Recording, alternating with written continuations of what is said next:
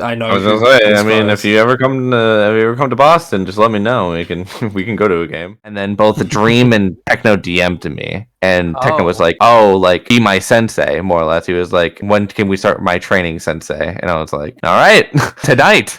Sam mentions this all the time. Like, if Sam watches this and hears this, he'll like be like, "Yep, I was mad." I think that's the other thing. Events are really fun because you can only play it once a month, or maybe once a month. All I'll say is if they do another TwitchCon MCC and I'm there and I don't get in again, I'll have to redact my statement about Scott liking me, because apparently he hates me. No, my right click is sprint.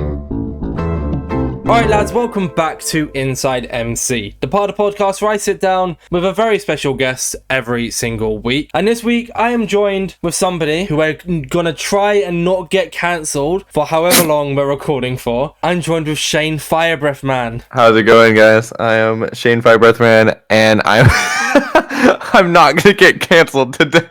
I will say I stole that joke. I'm sorry. It's kind of cheeky of me to start the intro and steal your joke instantly. So I will give you credit for it. it was you who decided. All I was trying to do is not get cancelled, and then you stole my joke from me. I mean, it's a good start, right? Because if I say it and it's something cancelable, at least then you're not getting cancelled. If you think about it. I mean, right? I mean, technically. I mean, what happens if you say something though?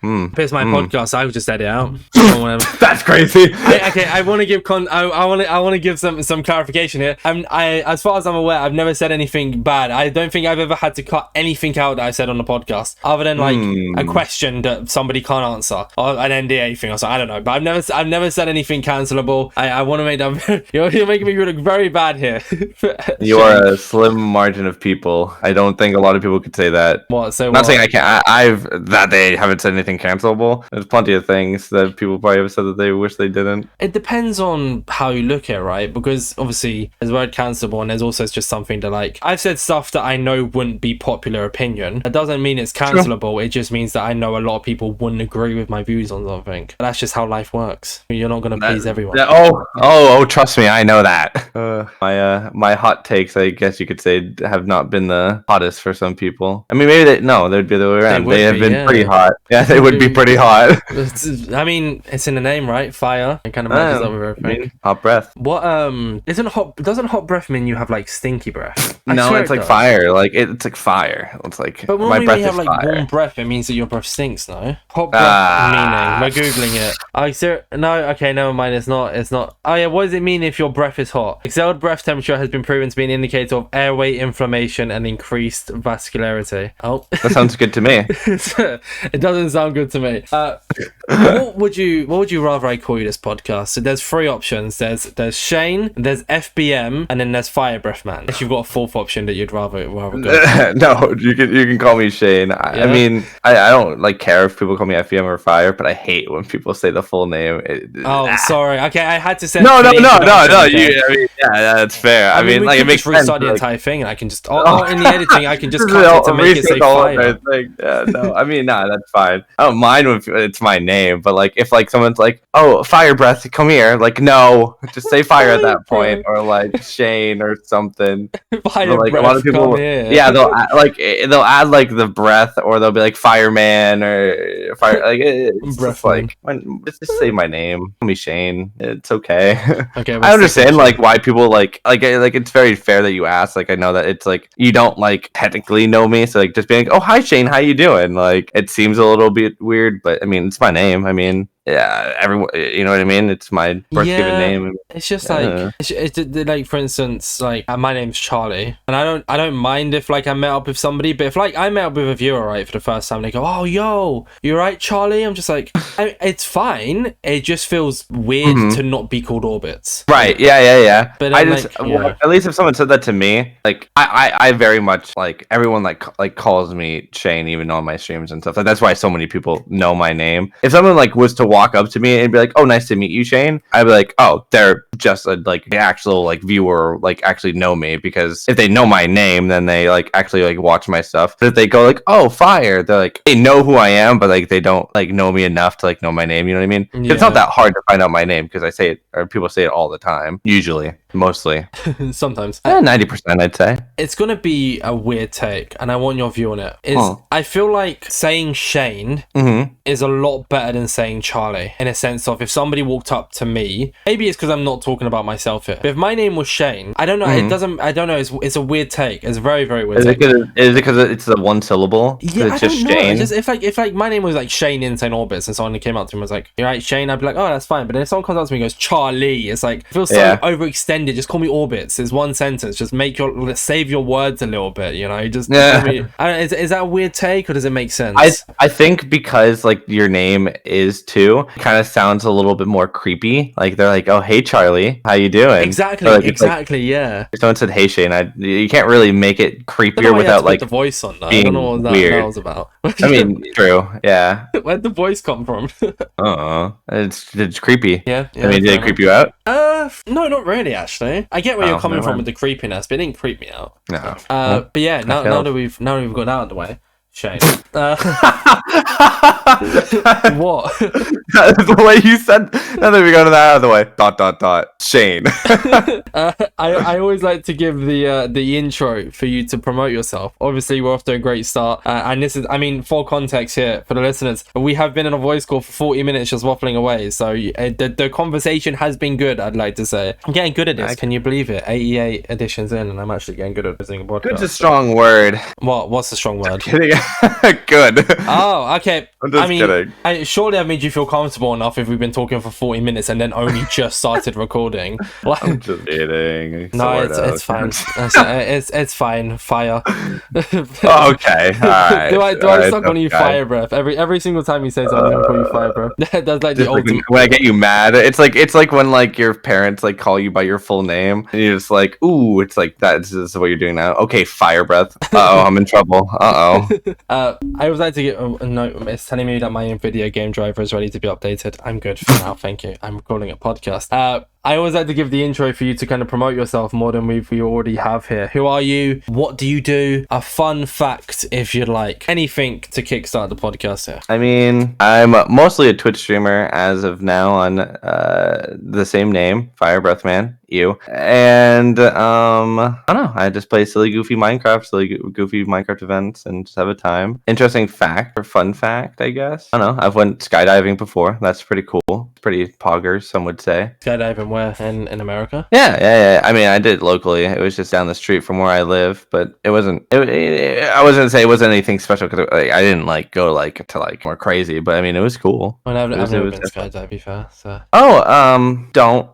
Why? What's wrong with it? Nothing technically. It's just like I just had a very poor experience because I have a very I learned after that I have a very soft stomach. Ooh. So I got on the ground and so one of my friends, I went with my friends. Also super funny because I was the last one off the plane. So I just see my friends just like fly out of the plane and come to their death. Okay, they obviously didn't die, but you know what I mean. Nearly put to death. There we go. Yeah. And I drove myself. So like I'm driving home and like halfway through I'd like pulled over and then and then kept on going. And then when I got home, my sister was outside drawing on the ground, like drawing with chalk on the ground, like just doing art because she was bored. And she was like, "Oh, how'd it go?" I completely just ignored her, just went upstairs, and my mom was like, "Oh, how'd it go?" And I went to the bathroom, and as I'm doing that, she goes, I guess it went well. And I was like, "Yeah." I like looked up there. I was like, "Yeah, I had a lot of fun."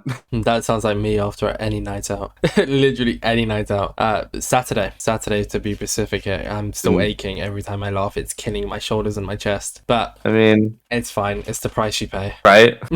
I'm surprised that your fun fact wasn't that you trained Technoblade. I definitely know about that because you made loads of videos on your YouTube channel. So you know, I thought that would have been your fun fact. I mean, fun fact. I don't know if that would be considered fun. Like a lot of people technically already know that. So it's like if like it's fun. Oh yeah, especially you. But like, I don't know. I don't think the skydiving one is a good one actually. No, I like the skydiving one. Yeah. My bad. I didn't think that like I thought my skydiving thing was cool. I didn't know it was boring apparently. No, it's not boring. I'm satisfied with it. Oh, okay. I'm happy with that fun fact. It's mediocre. I'll take it. If you love liked FireBreathMan's fun fact, make sure to like and subscribe and comment below saying good fun fact FireBreathMan. Exactly. Oh, sorry, good fun fact Shane. There we go. Sorry. Oh yeah, there you go. Yeah.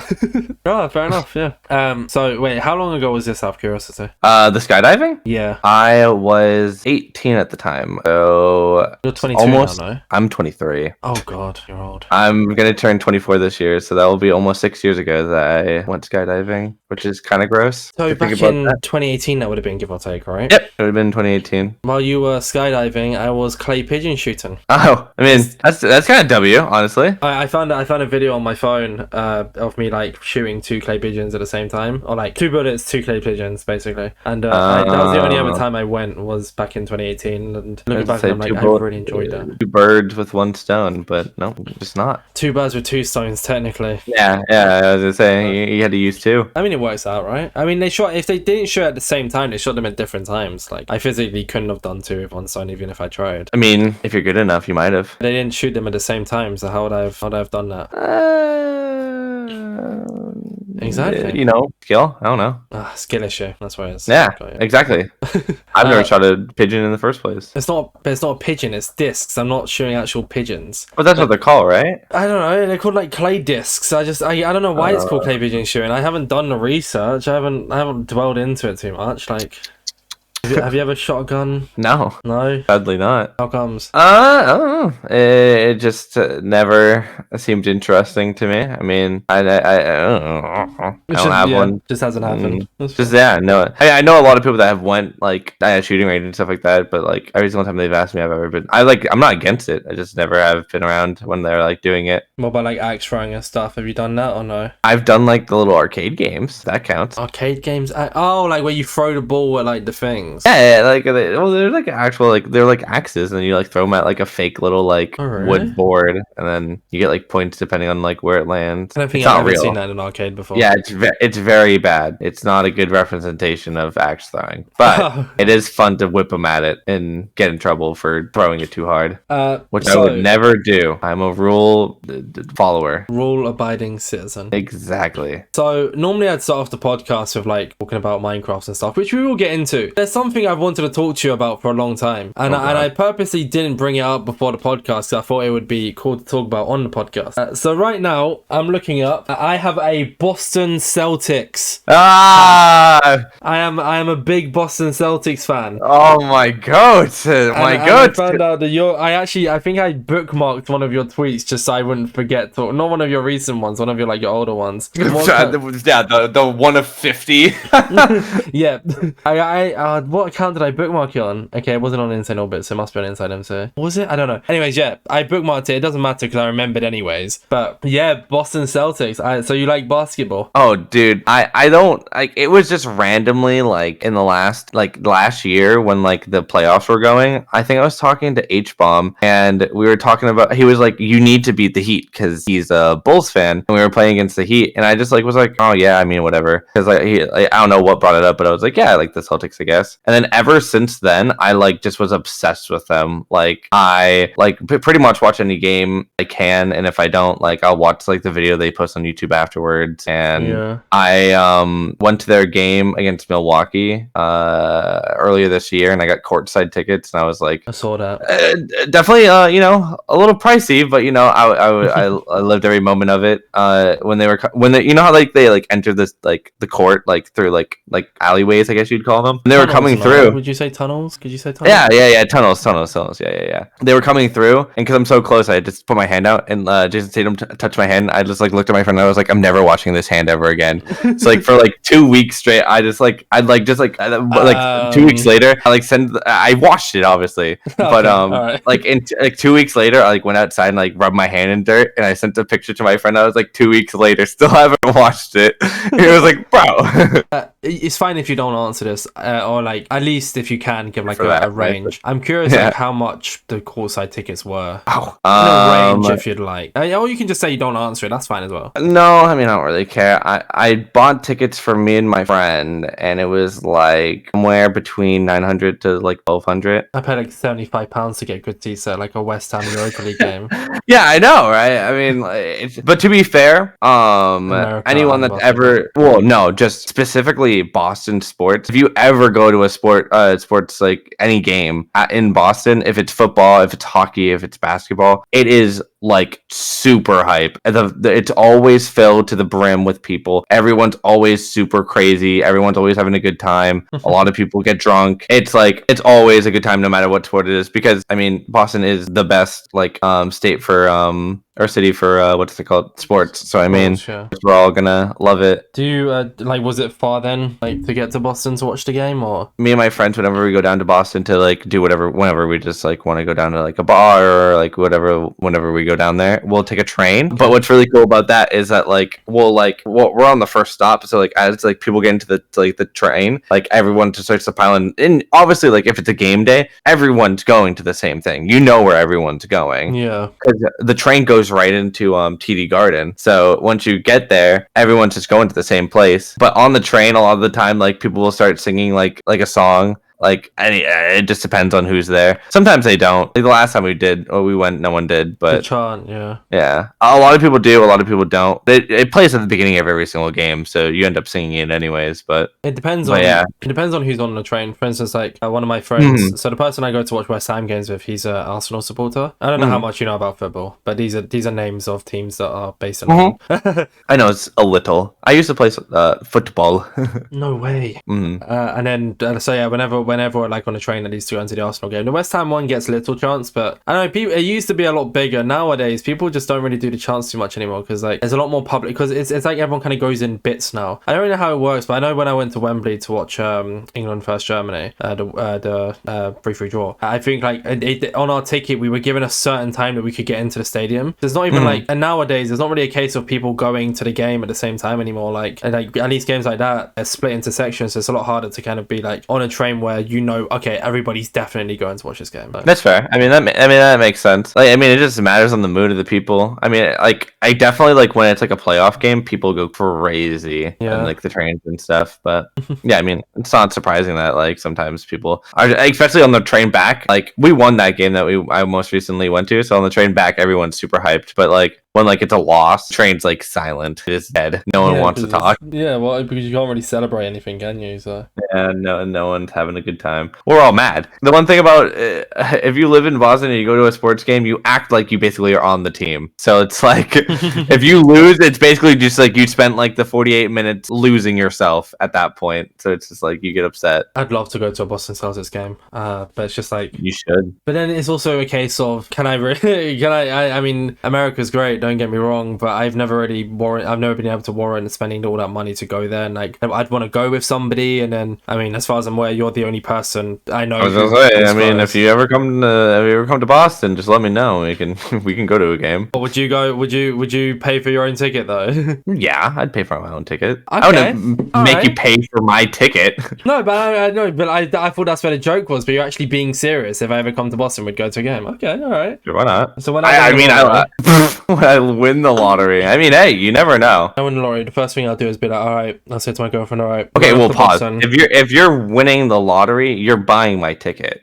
I mean, the thing is, right, you don't need to know I've won the lottery. I could have just choked up the money out of somewhere. Yeah. I just could have coughed up the money out of somewhere. You never know. You know, could have had a big payout. Yeah, but now you said it, so now I know if you ever come to Boston, it's probably because you won the lottery. No, it'd be to come and meet you and watch a game with you, because I feel like that'd be great. It'd be an honor sitting side by side with Shane, watching the Boston Celtics. Do you know I've been a supporter of Boston Celtics for years. Do you want to know my story of how I became a Boston Celtics fan? Sure. It's like not really similar to yours, but it's similar in a case of like it kind of just came out of nowhere. Not out of nowhere, but you know what I mean. When I was like maybe 13, 14, I had a Red Bulls hat, like the Chicago Bulls hat, sorry, I should say. Yeah. Which is funny enough, direct rivals.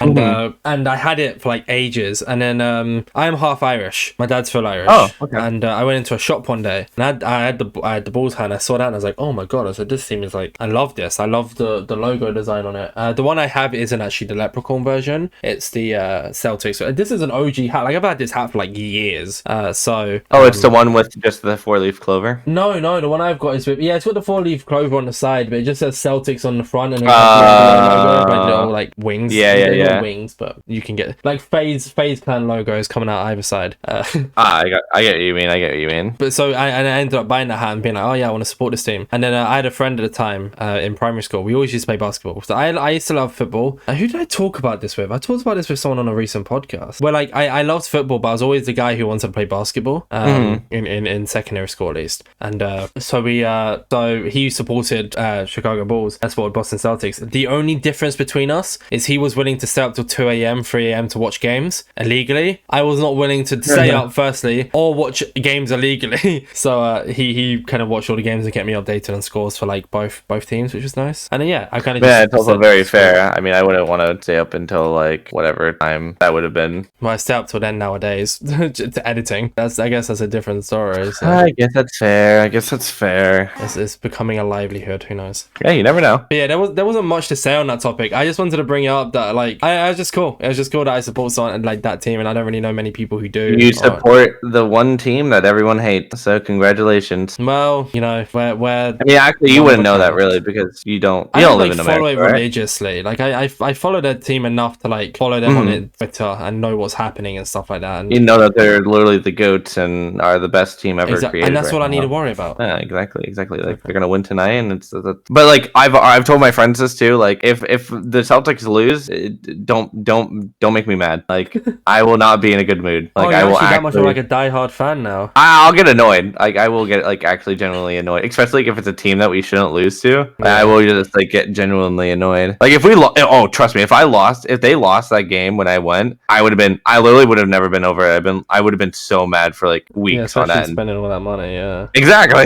Yeah, exactly. But everyone hates Boston. Just Boston sports in general. They hate because I mean, to be fair, a lot of Boston supporters are kind of toxic. So it's like we kind of are a little rude, you could say. Fan base would that be in England? It's rude. I mean, Arsenal were delusional. That's a delusional fan base. We're just obnoxious. Like we're like a lot of the time, like we like win a lot. So it's just like we're just obnoxiously like cocky.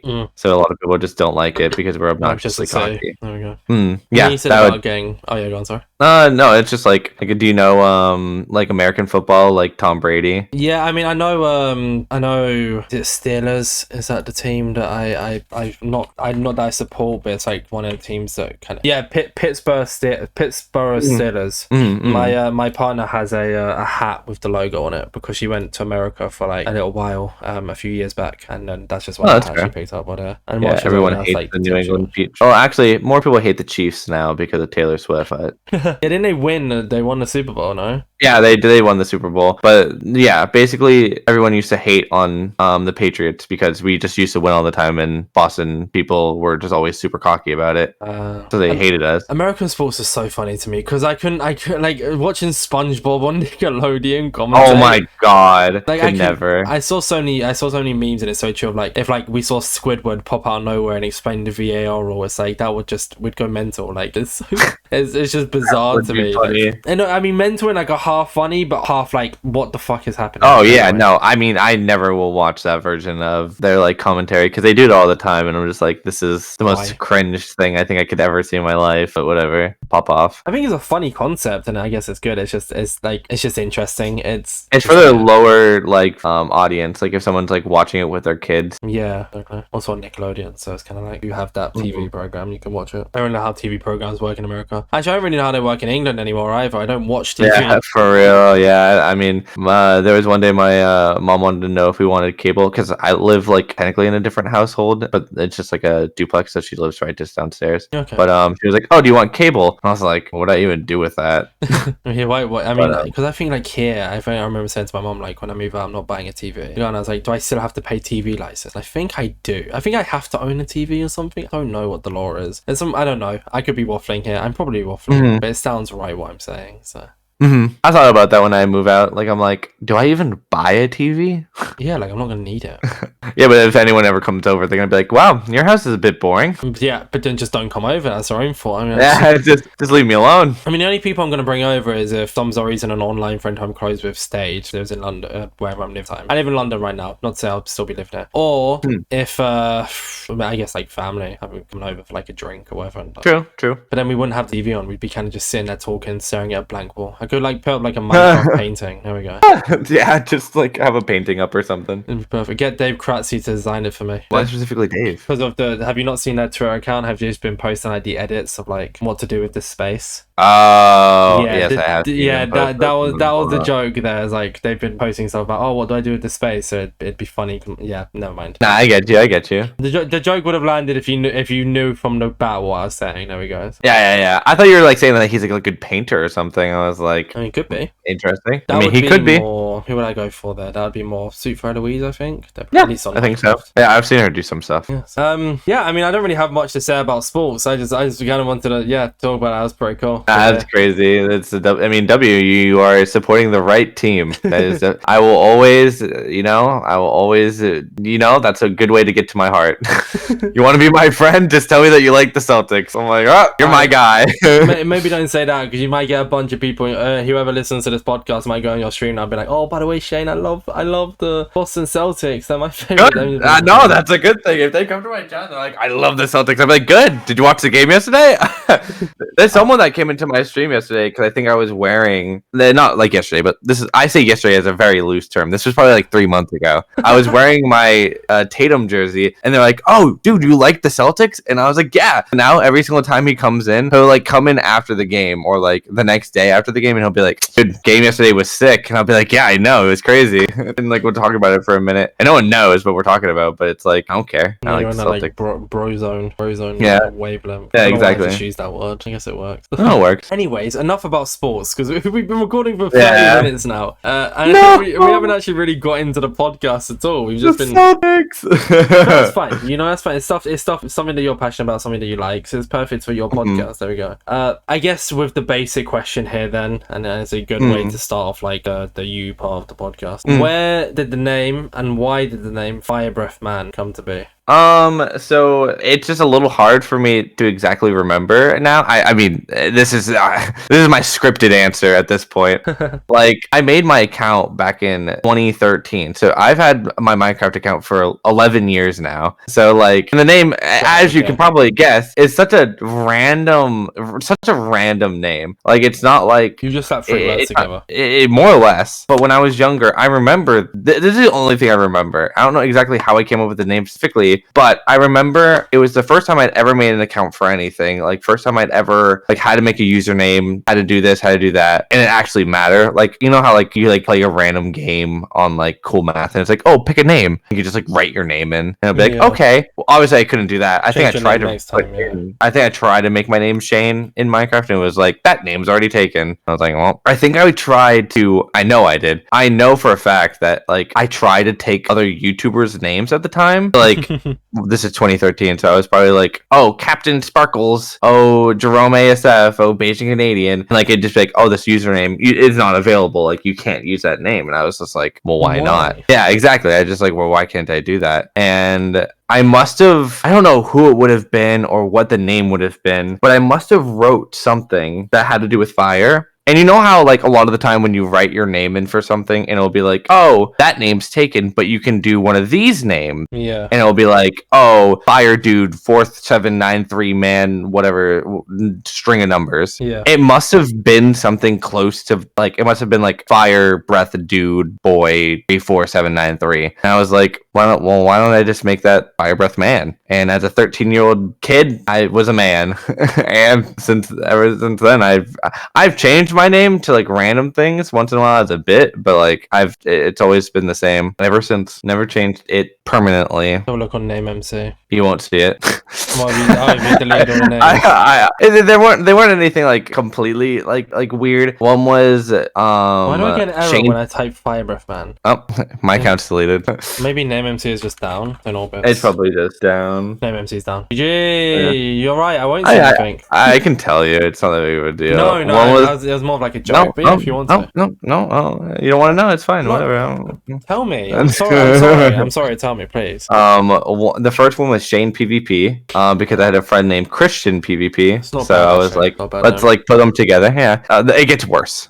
The next one I think was the next one was totally Shane, and then the next one I'm pretty sure there was only 3, and the next one was Shane Nerd, and the Shane and Nerd one happened I think a couple because you can only change your name, like you can change your name and change it back like after like 30 days or something like that. Yeah, I ended up changing my name like 2 weeks or like 2 weeks back, so like I changed it back to FireBreathMan like 2 weeks before I got into Minecraft Monday. So my brand would have almost been Shane Nerd if I didn't change my name back in time. But I was able to get my name back in time before I got into that. So that was and you became definitely a good thing. Shane Nerd would have been, no offense, very horrible. And I don't think it's offensive. I think you know it. I mean, 100%. It was a meme because I had a friend named Online Nerd, and she must have made a bet with me. We must have been like, it must have been like a Survivor or something, like a Minecraft Survivor that we were playing, and she was like, oh, if I outplace you, you have to change your name to whatever I want. I was like, okay. And she wanted me to change it to, I think, Online Shane, but it was taken or something. We just switched around. And that was almost detrimental.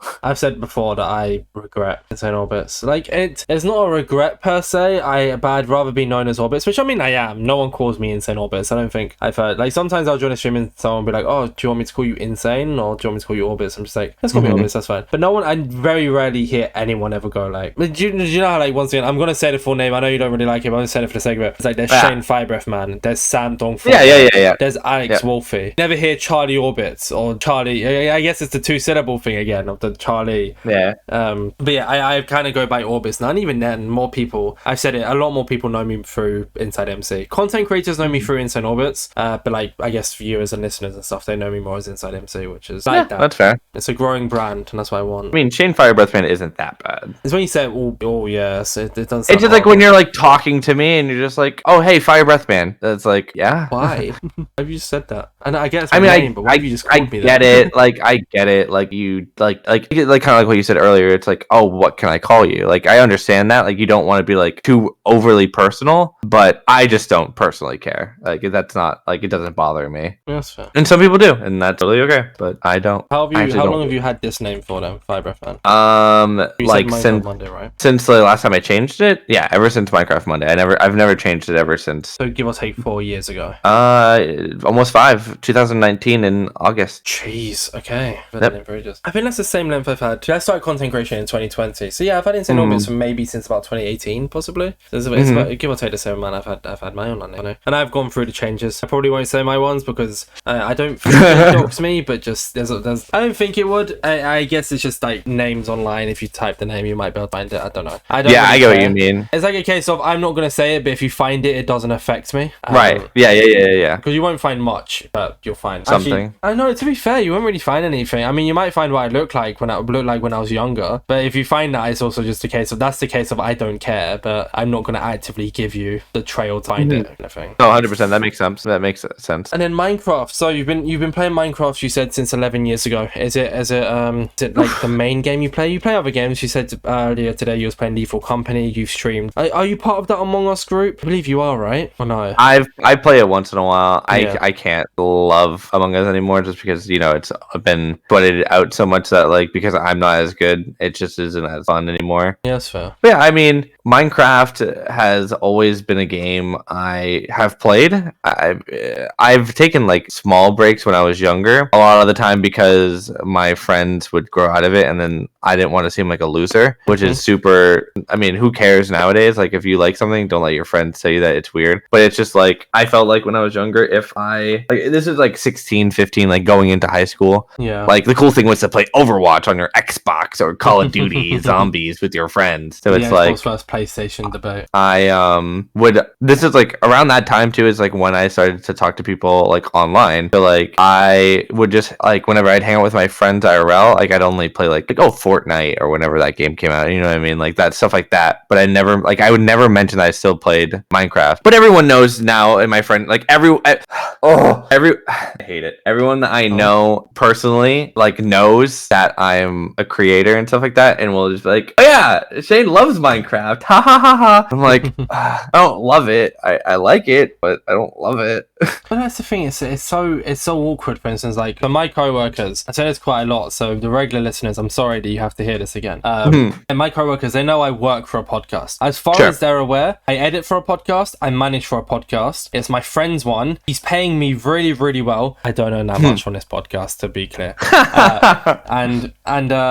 But he said I'm allowed to talk about the podcast, tell people about the podcast. I'm not allowed to say the name since he doesn't want any direct links to it. And it's really annoying because I'd love to tell people about it, but then how do I go to my coworkers who, like, one of them, she loves games and all that kind of stuff, so I feel like she'd be really into it. But how do I walk up to him and be like, yo, like, yeah, so that podcast, I actually run it, and it's Minecraft. I do a Minecraft podcast. It's like who was it on the bloody, I had somebody on the podcast, I think it was Akko. It was Akko. He said something along the lines of like, it's about knowing, this isn't how he worded it. If you want to, not you per se here, Shane, but the listener, if you want to know exactly what he said, you can go back and listen. But after this one, finish this the full way through, and then finish this one first. Yeah. Sorry, I don't mean to be promoting another podcast here. It's just no, you're chilling.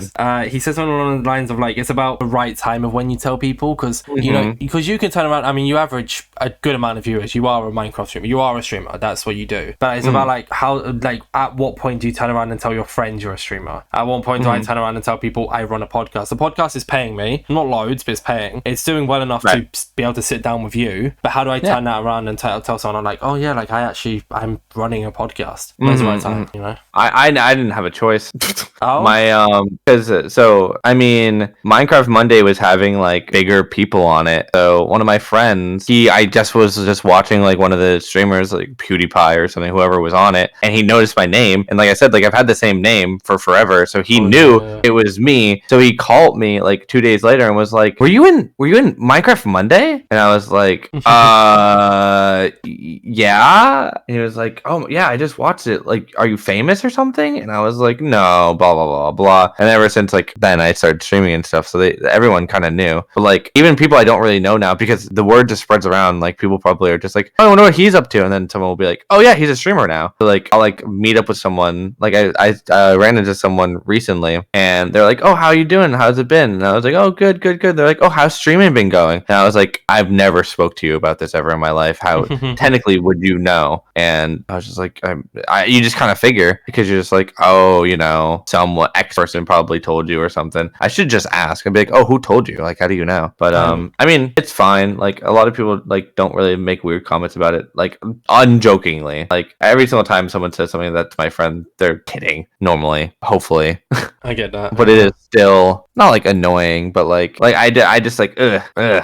So don't like, why you of all people to be talking? Let's just talk about something else. Yeah, exactly. I'm kind of fortunate in the sense of like, so when Insane Orbits came to be, it was right after I left secondary school, because I made a channel back in year 7. I was really badly bullied in school, really badly bullied. So I like, now where I am is kind of I feel very happy with myself at like the position I'm in right now, because I'm like, oh, I went from everybody hating me to now like, oh, I'm actually doing decent. So where was I going with this? I was going somewhere. Oh yeah, so but when I left secondary school, that's when I kickstarted Insane Orbits, and somebody found the channel, but it was great because like, as much as they'd say stuff and like made jokes about it in their private group chats and stuff, which I knew about, I wasn't at school, so I didn't have to face it the next day, which was nice. And then now it's gotten to the point where like they'd have to go through old messages, find my name same. Like they know I still do content creation. They know thing, and one of the close friends, he knows I do a podcast. But like he's one of those friends who like we talk every 6 months, if that, and he knows about the podcast and he knows I do content creation. But we're both doing our own thing now, so we're still really good friends and we still talk about it. But it's a case of like, you know, they've all forgotten a name, which is good, which I like. So I'm, you know, they know I do content creation. Well, at least as far as they're aware, I do content creation. For all they know, I could have stopped. But yeah, so kind of different transition. Yeah, I mean, oh yeah, sorry, go on. No, go ahead. No, I was just agreeing with you. I was just saying, yeah. Transitioning into Minecraft Monday, then you brought it up, so we might as well get into talking about it. Fair enough. I mean, you know, I'm not saying no. How do I word this without sounding horrible? no, okay, that was a joke. How did you get into Minecraft Monday? Direct question here. How did you get into that? I can understand what you're gonna say. So, because being such a random person that no one knew, how did you get in? Yeah, why you there? Why not me, huh? Oh, trust me. I think even the creators were like, "Who is this guy and why is he here? And why is he so good?" Well, you clearly decided to be there, so don't put yourself down too much. Go on now. It didn't work like that. I basically, so on this, there was a public server that they had for Minecraft Monday, so Keemstar could make money because, you know, Keemstar. And on the server, there was 3 ranks. There was the first rank, probably Iron, Gold, and Diamond, and it was like $15, and the other rank was like $30, and the Diamond rank was like $100. And it gave you like different things, like loot boxes and stuff like that. But one thing each one had a like raffle ticket basically to get into the event. And the first one had 1, the second one had 2, and the third one had 3. And I was in a call with a couple people from an old community that I don't talk to anymore. And one of them was just like, I was just like talking there, and I was like, which rank do I get? What's worth it? And someone was like, go all or nothing, just get the biggest one. And I was like, you know what? Sure, I guess. So I spent like $110 on the rank. And at first I was like, it was a waste of money. I'm never gonna see that money ever again. And so that was like right after week 4 that like we noticed it. So then the next week goes on, week 5, the one I end up getting into, and it's the first time they do the raffle, and I'm just on the public server. How many people got in through the raffle? 6 people. There were 6 of us, 2 per week. Okay. So there was one at week 5, 1 week 6. They skipped week 7, and then 1 week 8, and there was 2 people per. Got you. So and you probably know some of them.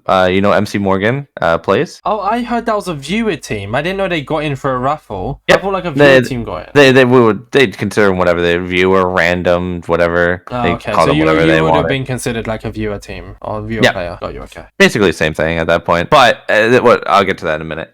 So we all get in, or I get. So I'm on the server. Were you friends with MC Morgan Plays at the time? Out of curiosity. No, I didn't even know them. Yeah. Okay. So someone is on the server and they're like either an admin or something. I don't even know if they were even a rank. And they were like, "Hey, message me on Discord," or like message me your Discord name. And I was like, okay. So he ends up messaging me, and it was like, send me this code in Minecraft chat. Like, so they could confirm it was the same person through each one. I was like, okay. So then I messaged them back in the game, and they were just like, okay, cool. You're playing in this event. Here's the IP. Here's this. We're going to tell your teammates who will add you to a Discord call. Like, good luck, more or less. And I was like, oh, okay. And this was like maybe like 10 minutes before the event, and so like it basically went 0 to 100 in about 5 seconds.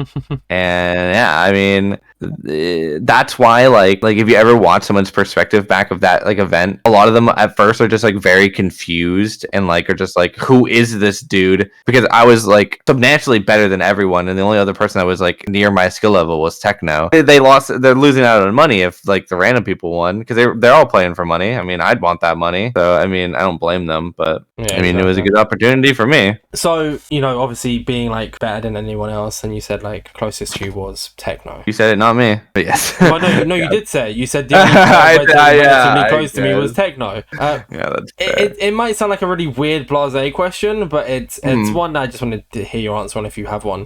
Why were you better than everyone else? Like, why did you stand out as like was it because they didn't play Minecraft much? Was it because you played Minecraft too much? Were you just naturally better? What was the deal there? I think that because of what I specifically do in Minecraft, even to today, like a lot of the things I do for the things that I play in, like events and stuff like that then help a lot. Like when I was younger, so this was before 2019, because this is when Minecraft Monday was, I was playing like UHCs on Bad Lion, and like I would like go on Hypixel and like play mini games and stuff like that, like TNT Run and like stuff like that. So I basically did the same things that like Techno would be doing, but just a little bit sweatier. And like a lot of people in those, that's why the only person that was like close enough to my skill was Techno, because everyone else in there were like non-Minecraft players or like SMP players. Like I don't think like LD Shadow Lady is like going and playing a UHC every single day after school, or like Captain Sparkles and stuff like that. Most they would do is like do an SG recorded round with other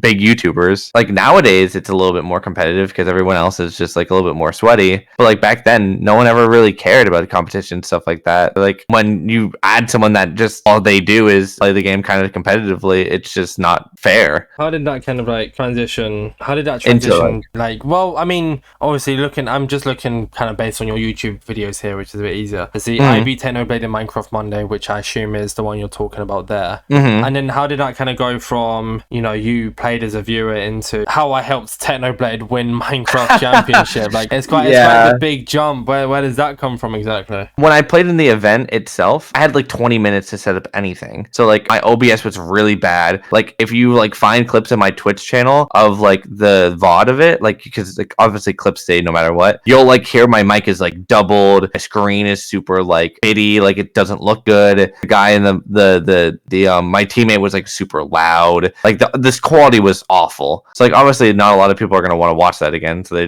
no one really, like after Minecraft Monday, no one really watched me. I was still kind of just a nobody. But after that, I started to do Skeppy events, and I'd stream them on my YouTube. And that was when like Skeppy was doing one like every single day, and he'd be like posting one every single day. So like that's kind of what started my at least YouTube channel. And I'd stream like every single time I'd be in one, and I'd get like thousands of viewers just like watching me play these silly random games he would do. They were a bit odd, but then that was like kind of what started the whole like, oh, he's really good, like this is a really competitive good guy. I remember from Minecraft Monday. And then I ended up joining MCC testing, and I became like the best MCC tester back in the day when I was a tester. And what did I do that got oh, I remember now. I ended up making a tweet, and it was like, hey, if any of these ex players need help like becoming better at the game, I'm happy to help you practice. And it was like, I think I added at the time like Dream, Techno, Pete, and Tommy. And I'm pretty sure Pete like just responded to the tweet. It was just like, haha, I'll take any advice. What's your hourly fee? And then both Dream and Techno DM'd to me. And Techno was like, oh, like, be my sensei, more or less. He was like, when can we start my training, sensei? And I was like, all right, tonight. At the time, my girlfriend at the time, I was like, hey, I need to go home. I'm leaving. And she was like, why? Because she didn't really understand the stuff. So I was just like, you just don't throw her away and anything like that. Yeah, exactly. So I was like, I don't know what we were doing, but I'm leaving. I bet she wasn't very happy, but I didn't care. Game's the game, sadly. Yeah, but yeah, then we started to chit chat a little bit. I also did help Dream a little bit, but it wasn't as much of a thing because he, like, me and Techno spent a lot of time talking about it, where like with Dream, it would just be like, he'd like message me like before the event and be like, do you think this is a good idea? And I'd be like, sure, I guess. But you were testing at the same time, right? When I sent the first message, yes. When I started helping them, no. There was like a gray period where like after I sent that tweet, like I think 2 months later, they ended up doing a purge of all the testers. But I actually left testing by myself because I was getting really sick and tired of it, because everyone was just being kind of not like mean. They just were like, that feeling when like, like someone keeps on winning over and over again, or like there's like the obvious best player, and everyone's like, ugh, guess who won again, blah blah blah blah blah. Like everyone was doing it in the testing community, so it just kind of made me feel bad, and just I didn't enjoy playing anymore because I felt like everyone just would rather me not be there. I just sorry, dude. Yeah, it was. I don't think people were doing it on purpose, obviously, but it's just like obviously in dodgeball, right? You know how you can like root for a team? Yeah. Literally, anytime I would get to the end in testing, every single other person would be rooting for the other person. There wouldn't be like a single person rooting for my team. Then I win, everyone just boos. Or if I lost, everyone would like cheer like they just killed like the Goliath. It's So like it's a, just like it's like a jokey way, but not like a jokey way. It's like a. It's just it wasn't intentional, but it just wasn't nice. Yeah, it wasn't like actually they weren't actually trying to hurt my feelings, but like it's just like when that happens every single time, I was just like kind of sick of it. Like especially when like half the time I'd try to make jokes at that point because I don't want to be disliked, so I would like try to make people like think I wasn't trying as hard. So I'd like try to make jokes during. I remember during the last test I did, I like was trying to do rock paper scissors in the dodgeball because I didn't want to seem like I was just trying to sweat out a win. Like I wanted people to think I was just having fun, but no one cared. Everyone just still wanted to see the Goliath lose, and I'm like, whatever. All right. And then I quit. But I thought you was a tester when you signed up to MCC Rising 1. Were you I not? might have been. So it's all honestly a blur. So I think you probably hopped in and out a little bit then. Because I know you were, because other people have said that other people that I've talked to, unless obviously they could just go wrong, was like, so you were an MCC tester, and then obviously you're saying now that there was a grey period where you took a break, so I remember them purging the testers. So maybe you didn't sign up to be a tester straight away, and then after some time you did become a tester, and then after MCC Rising, they said by MCC Rising 1, if you're a tester you can sign up, which you did. Your application was very good, by the way. And then after, oh my god, is that one still up? Do I still have that? But I mean, I watched it at the time.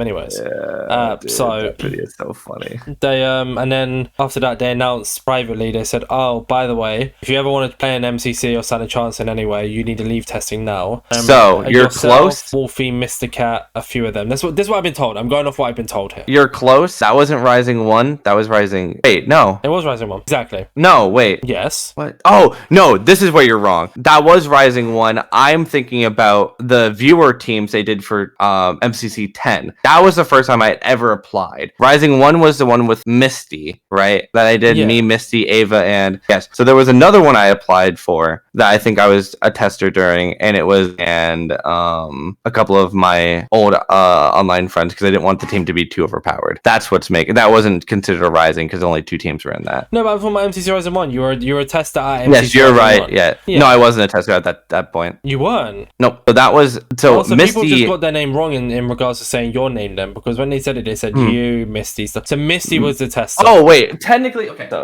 So here's the... You were a tester, but you weren't actually testing. I was a tester for one day. And I was...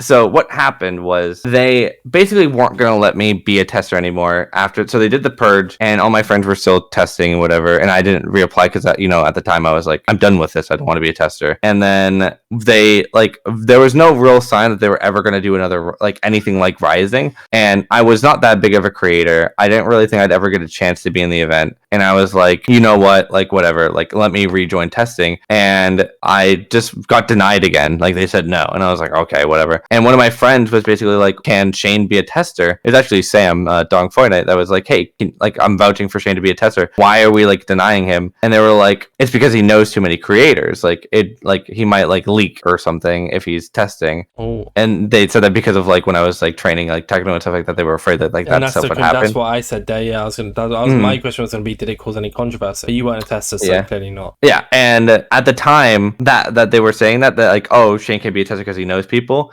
Misty and Wolfie were testers at that point. They had already been testers because they got added because they were runner-ups for that MCC 10 one. So they got added from that.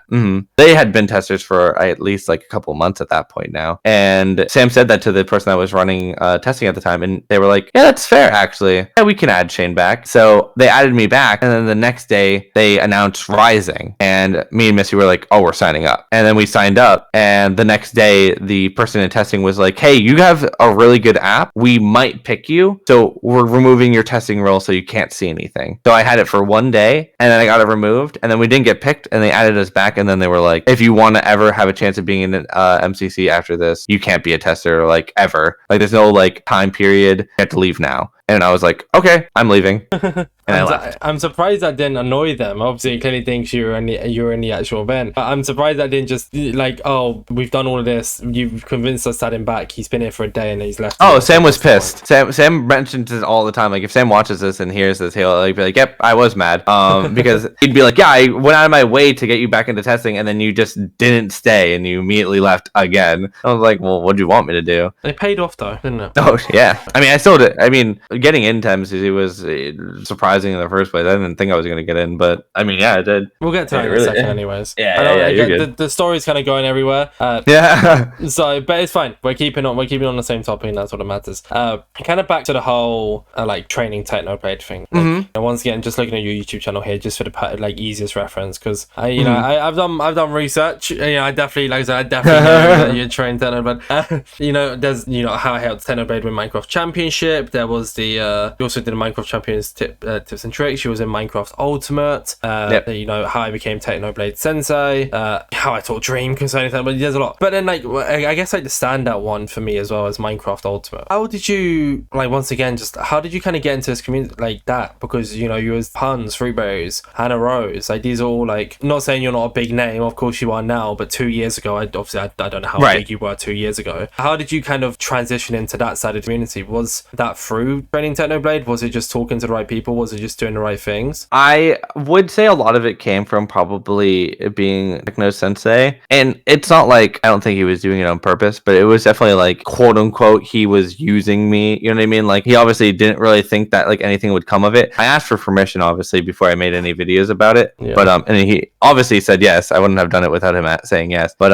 obviously he was just same thing with Dream. I don't think they were like not doing it on purpose, but they were just asking for help without giving me anything, which isn't their problem. I mean, I said yes. I didn't have to say yes. Yeah, I don't think that's a case of like anything. It was more of a case of just that's just how it works. It's like exactly. I've asked you to come on the podcast. You said yes. The only real thing you're getting from this is space to talk about yourself. Right. You've seen the podcast views and stuff. As long as I don't giving you loads in return here, I'm taking a lot of your time, kind of thing. Yeah, I mean, I don't really think like anyone really thought of me before that, and then obviously I had done the how I helped Technoblade win MCC and like winning the MC Ultimate and stuff like that, and like Technoblade Sensei in the first place. All of it really just stemmed from the fact that like he also was like saying it. Like if like the Dreams never like no one really knows me like as much as like, oh, I helped Dream, because he never really talked about it. Where like Techno like before MCCs would be like, I need to make my sensei proud, and like would like show me out and like say stuff like that. It's kind of like Sandwich Lord when he helped Tommy, and then Tommy was just like randomly boasting about Sandwich Lord on his stream randomly. It just comes out of nowhere. But I mean, it more or less pretty much came from Techno, and obviously my skill. Like it's just kind of like the same thing with like fruitberries. Like people like fruitberries because he's just so good. Yeah, exactly. I'm trying to become the talker. I'm not good at the game, nor do I really enjoy Minecraft too much at the moment. I'm trying to become the guy who talks a lot, and that's my claim to fame here. There's always different roads. There definitely is different roads you can take. Yeah, I know. Like obviously, I'm not turning around and going Techno is the route for your success. I was just curious to kind of how you turn it from viewer to training Techno to now you're an MCC. It's kind of. I think I just kind of got lucky, honestly. Like this things kind of just got handed to me, and I just kind of took it in my own way, and it just kind of worked out. I don't say it because it kind of sounds like, oh, I'm milking Techno, which is what I would never do, especially now. I would never make a video about that type of stuff now because that'd just be gross. But it's like he kind of did make who I was, and a lot of people still ask me about him, and it's like I don't mind because I really liked him, and we were acquaintances. I wouldn't call it super friendly, but he shaped. So he was partially the how he gave me a little kick in the butt. Let's just say that. I was gonna say he was partially involved in how you shaped out to be today. Yeah. But that's a good way of putting it. I mean, a lot of people looked up there. I mean, we were talking about it before the podcast. It's really coincidental that 2 days ago should have, and I believe it would have, unless it was delayed. It should have been the Techno Dad and Proton Pixie podcast, and it's just coincidental how it linked up. Like it was so unintentional. They reached out like last week, and then now we have these two podcasts back to back, which is quite interesting. So it's nice to talk about though. It's nice like these conversations like these keep the legend alive. Yeah, exactly. And people like Techno should always be remembered in the ways that he was just, even besides his just skill, just how just of a entertaining, fun person he was. He was a a good content creator. He was just playing Minecraft. So more on you then here specifically. How did it go from how did it feel going from MCC testing to MCC Rising application to actually playing in the event? It was a big shock. I think I heard the story. I don't know where I heard the story from, but I've heard the story of you were in a call with a few friends and you said, "Oh, I feel too good. I'm not going to stream today." And then all of a sudden, when MCC teams were being announced, I think like you were third or fourth or whatever, you leave the call and you just go live and like, what? And yeah, your team gets announced, right? Yeah, that whole situation was just something like, I don't think, because okay, you know how Scott like I think it's public if it's not, oh well, you know how he says that he has like this like wait list, or like he like has like this like group of people that he's like considering adding and stuff like that. Yeah. I mean, I think I've heard it before, so it must be public. Sure. Hopefully, if not, whoops. I was never on it. Like I think literally like if you look at like my most popular clips, it's literally like right before I get added, like 2 months, like in the middle of the summer. Like I'm like, yeah, Scott has never asked me. I've never heard anything. Like we've never mentioned me being on the wait list or like being added to the event. So I didn't have any idea it was going to happen. We had talked about it afterwards, but we had only just like met in person right before and at the last TwitchCon, and he was just like, yeah, you just seemed like a nice guy and we needed a spot, so we had you. Like he did say, I mean, thank you, Scott, for not getting rid of me. If you hear this, thank you for not letting me only be a one-time timer. But he did say before I played and like before like he fully invited me that it'd just probably be a one-time thing, but then he just never removed me. So I was just like, you merged well. Yeah, he just was like, he must have just thought that I fit well and wanted to keep on letting me play, and I never, you know, he never got rid of me. But yeah, I when I got invited to the when my team got announced, I was in call with them, and I was just like, I just remember like the team getting announced because we were all watching them go through, and they like someone was like refreshing the page, and I saw it, and I go, haha, bye, and I just left, and then I went live. But yeah, that is like at least the most recently like what I'd call like highlight of my like career, I guess you'd call it. So like just like doing something that I never thought I'd be able to like join and be a part of was just very exciting to me, like just knowing that like I've been able to do something that I didn't think I'd be able to be a part of. Yeah. And I obviously appreciate Scott for the world, even though like I technically deserve it, blah blah blah blah. Like I'm the one that got myself there. Da, da, da, da. I mean, like he's the one that let me play, so I appreciate him the most out of anyone. But definitely when I became a tester, I did not think I'd be able to actually play it.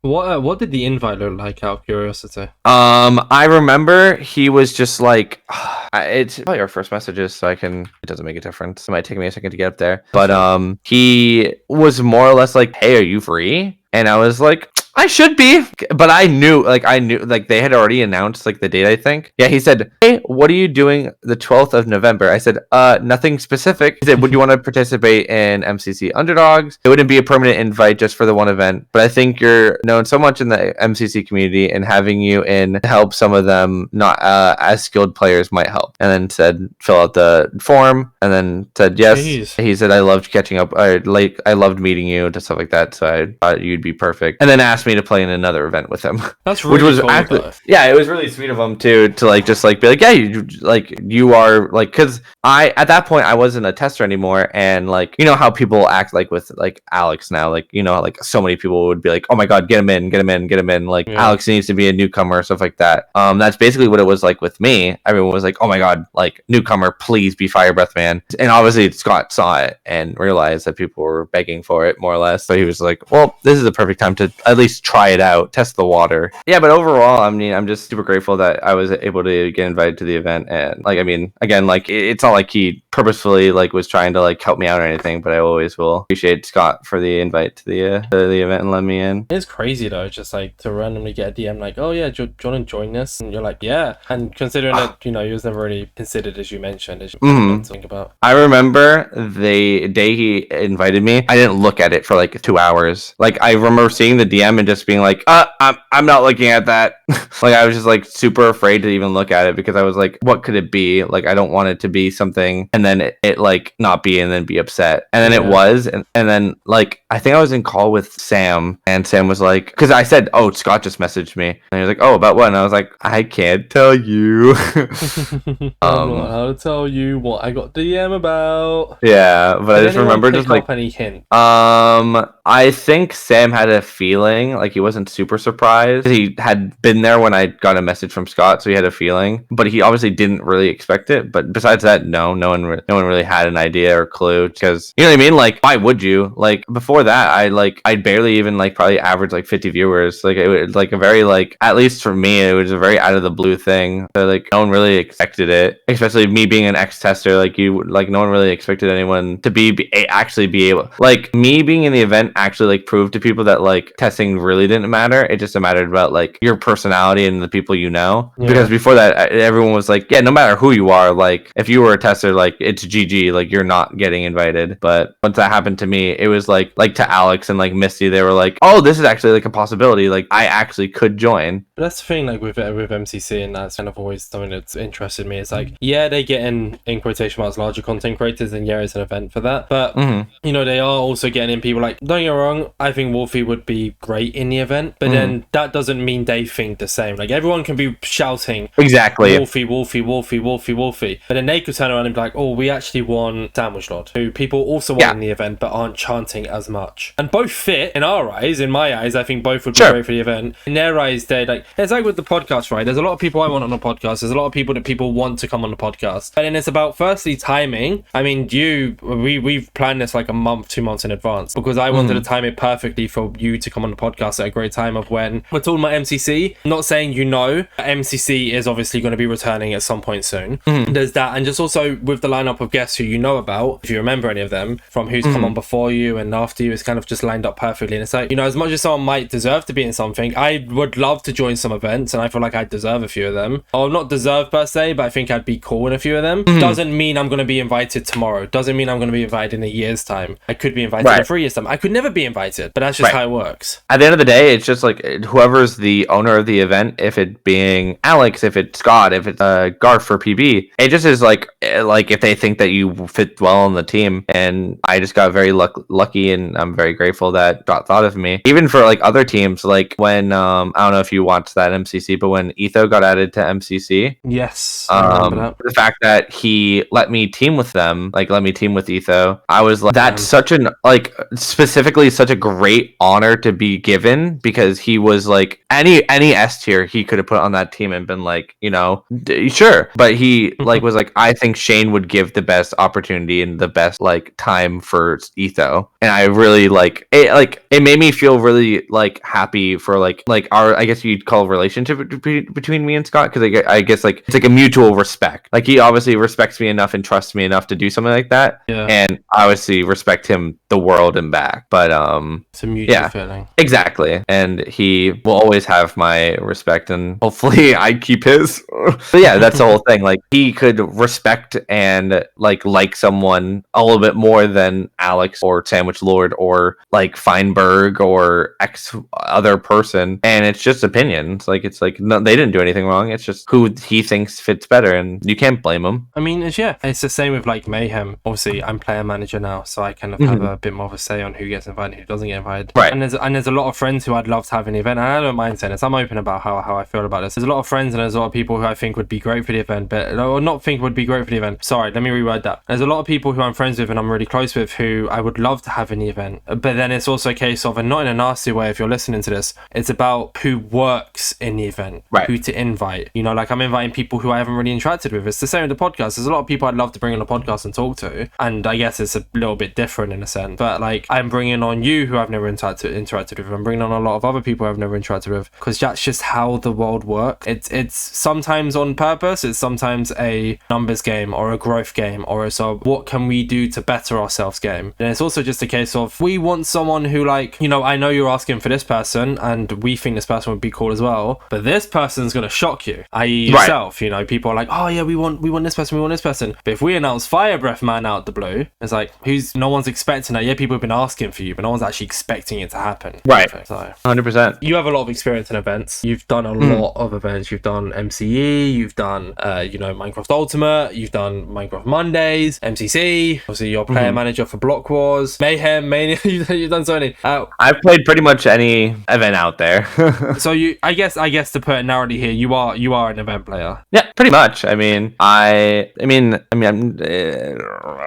just kind of like I always consider me that like event guy. Like it's just like I've always like done them. So it's like when all of them started to come around, it'd just be like, oh, who should we invite? Like who would be a fun person to have? And it's just like, well, Shane. Just because when you think of events, a lot of the time you think of someone like me. Like you wouldn't be surprised seeing me in an event. You know what I mean? Yeah. What is it that you love so much about events? Oh, sorry. No, you're good. You're totally fine. I personally love just like, I mean, I'm a very competitive person, so that always helps. But I just love, I just like mini games. Like it's just really fun to just be able to like play different games every like once in a while and like try to learn new strategies and like I come up with new things to do in them. And then like all of the time, it's just fun to like mess around with your friends or like mess around with different people or just like goof off and just make jokes. Like it's just like a lot of events are very different in like the way that you can play them and the different games you can play. So it's just like some events you sweat your butt off and that's like super fun. Like whenever I play like an event for money, like it's like my competitive side gets out. But like when I play in like MCC, like the most recent one, I'm just like laughing my tail off in half the games just because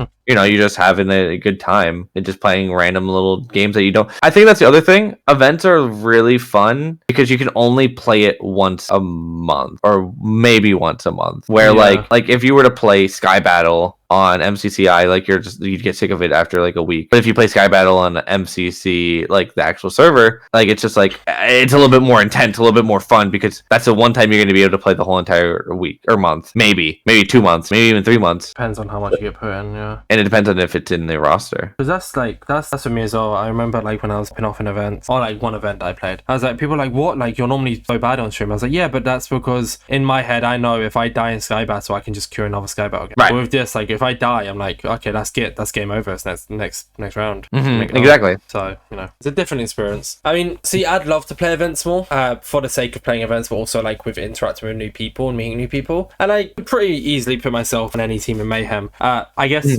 Mayhem teams are out tomorrow when this podcast is coming out from the dev release. Obviously, you don't know your team. You won't find out until next week if you're in or not.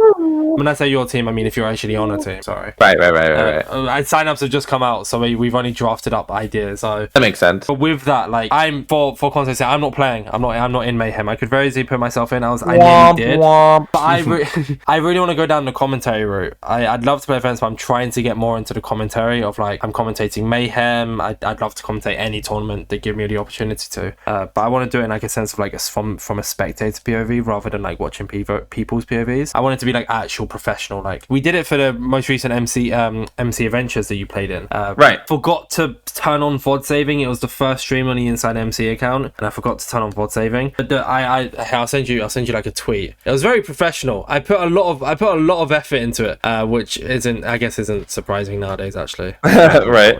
But like this is what one of the clips will look like, and then in the replies are like how other scenes looked as well. Well, that's cool. Yeah, and so I'm trying to go down that route of like practicing commentary. Like I said, I want to become like the talking guy, so commentary, podcast, mini interviews, all that kind of stuff. So I feel like I miss out on that aspect, but there's certain events which I could get invited to play in. Like I mean, I think Mania, for example, is one that's probably a little bit harder to commentate, but I'd be like, I would like to get a commentary position, but I could play as a player kind of thing. So yeah, I mean, I've talked to Jojo about that type of stuff too, where like she'll be like, I mean, like I think she got offered for the most recent MCC Twitch Rivals. She was offered to do commentary, and she was like, which one do I do? Like, do I commentate for it, or do I play in it? You know what I mean? Like, and she obviously ended up choosing to play. But Kara got the same thing. You know what I mean? Like, because Kara was commentating for that event. But I bet Scott would have put her in. Maybe he didn't put me in, but kind of biffed about that. Oh no, Kara's podcast is out this Friday. She said she had the option to either play or commentate as well. Yeah, exactly. So it's like you know what I mean? Like some people like choose to end up like commentating it because like they're like, I mean, I don't really care about playing, but then some people like to play it more. Like it's just like, you know what I mean? Like, I don't think about it like that because I don't really commentate. I mean, like, you'd obviously understand that more. Like, it's like, which one do I do? Do I play the game? Do I play the event or do I commentate it? It's, you know, and some people choose different options. Some choose the latter, some people don't. I know a lot of people might not believe this, but if I was ever turn around, and I'm saying this, I know you're on the podcast, I don't care, I'm saying it as an example. If I was ever turn around and if for either Block Wars or MCC, and they said, would you rather play or would you rather commentate? And I know a lot of people are like, oh no, you wouldn't do that. I'd choose the commentary option. At this moment in time, I'd choose the commentary option. I see what you mean. I get you. I'm trying to grow it, and you know, I have to take sacrifices of, I'd love to play Block Wars, I'd love to play MCC. It's also the sacrifice of like, yeah, I can either play it and have my one time playing it, or I can get the commentary experience, hopefully do well in that shot, and then get invited to commentate future tournaments. I'm more likely to get invited back to commentate than I am to play, kind of thing. I can see what you mean. I mean, you never know. It could be either one. Like, if you get invited to commentate at that point, you might as well have the option as both. That's what I'm saying. I'd probably choose like the commentary option. Yeah, exactly. But you choose the commentary just because of, I mean, the grind set's real. I mean, I get it. Sacrifices, but they're warranted. So exactly. But you do a good job, anyways. You do like you're really good at events. I mean, you've won quite a lot. You're entertaining. People enjoy watching you. Like, I know you probably have your accounts turned off, which is I do same. No. Oh, you have your accounts turned on? I've only turned it off for my first MCC because I knew that would actually affect me. But ever since that one event, like I don't care. It doesn't bother me. I don't care if I have 50 viewers. I don't care if I have 10 viewers, 1,000, 100. I think I guess it's the other way around. Is if I think, because if I had viewer accounts turned on and I was averaging high, it wouldn't affect me, but I'd like definitely be thinking a little bit different then, because I normally average low, kind of thing. Yeah, I turned it off for that one, my first MCC, not because I was like, oh, I'm gonna be sad if I don't get a lot of viewership or anything like that. I think I was more afraid of like, because that's my most viewed, like average viewed max like stream ever. I think I was more afraid of like looking like a fool or something like that. Jeez. Yeah, so I had it off, but I remember my girlfriend at the time had like messaged me and was like, oh, congrats on 10K on Twitch. And I was like, 10K viewers? I was like, no shot, because this was before I think even the event had started, or maybe like game one. I was like, no way I have 10,000 viewers right now. So I like opened it like on mod view and it was like 6,000. I was like, oh, okay. That's not 10, but you know, still a lot. And I was like, I'm gonna close that. She was talking about the fact that I had 10, because she was a mod, so she could see mod view, I think, and it has it on. I don't really know. But she could see how many followers I had, or she was just looking. Yeah. I was just like, congrats on 10,000 followers. But I didn't even have 10,000 followers when I got into MCC, which I thought was so funny. Now you have not that many, 25, something like that. Not that many, only 25k. You know, not loads, only 25k, lads. You know, nothing big.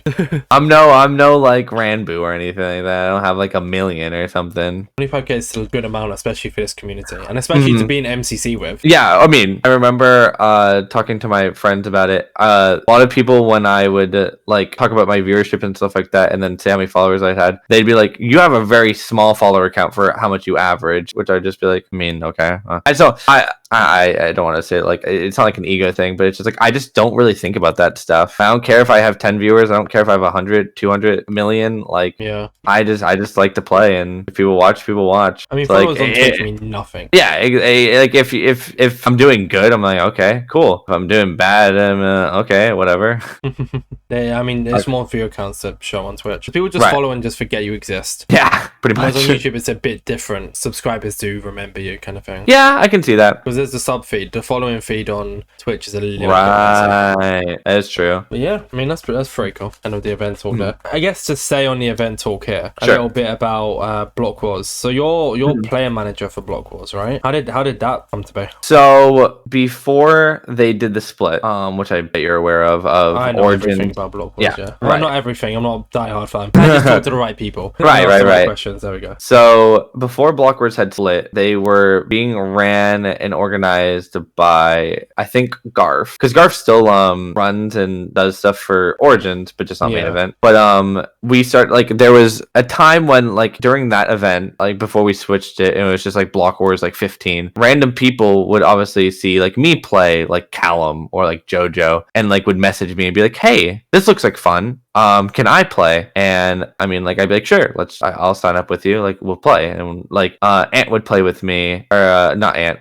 Callum played with me, and then JoJo played with me, and then 5 played with me, and then like Ant Frost played with me. Then we eventually had it to a point where like there was a lot of creators, and a lot of more creators wanted to start playing. So we were like, okay, we need to split this. And then we're like, okay, well, who will run it? And then Alex was like, I will. And I was like, well, I'll help you. So at first it was just me and Alex, and the first Block Wars was horrendous. It was, I bet Alex told you, it was just like signups came out and like not everyone signed up, and like obviously we didn't know. Oh yeah, it was dreadful. It was like we had like maybe 20 people that we were moving on to like the creator side of it, that weren't just like friends in Origins, and we had to like ask maybe 40 people to be a part of the event because a lot of people didn't know what Block Wars was and didn't want to take chance, because at that time there was a lot of like events that like were, I'm not going to name what they were, but they were they just weren't that good. So a lot of people didn't want to take the chance, but eventually we ended up getting 40 people, and then that day, like the first event, like 3 or 4 people didn't show up, and it's just like I don't do as much as I did before. If we want someone and they want someone I have connections to, usually if it's an MCC player, I'll just ask. I mean, there's no problem with asking. Like it's I don't think I ever will, but if we ever want to, like I'd ask Etho or something like that, because I have him on Discord. I don't think he'd play, but like, you know what I mean? Like that's the only things I really do nowadays, is just if we want someone, and then I'll look at the team to be like, yeah, I like my team, thumbs up. But at the beginning it was a grind. We would be messaged, like would get like the signups, and we'd only get like 30 signups, and we'd be like, okay, who do we ask?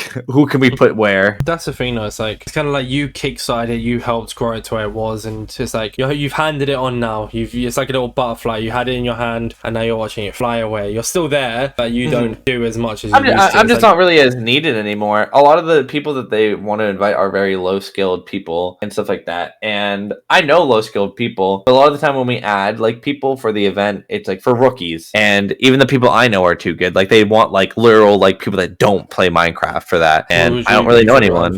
Yeah, exactly. It would be like through Anthos usually, and like friends of friends. Yeah. Like a lot of people will invite their other pals, and then they'll go through there. That's fair. I didn't have much to ask on that situation. I was just curious. Yeah, I mean, how it all went down. I like kind of like I said earlier, like I've always just kind of been around the event space, so it's just kind of like people like Callum just kind of knew me as like that guy that just kind of played in events. So like when they needed help to get people for the main roster event, they were just like, well, I mean, Shane knows people, and I was more than happy to try to help, and it worked out. I mean, even like in other events, like if someone like hasn't played before, I'll just be like, hey, can I ask this person to play with me? And they'll be like, sure. And like kind of like Mania, I know Callum didn't end up playing, but like I messaged Callum, was like, do you want to play in this with me? And he was like, sure.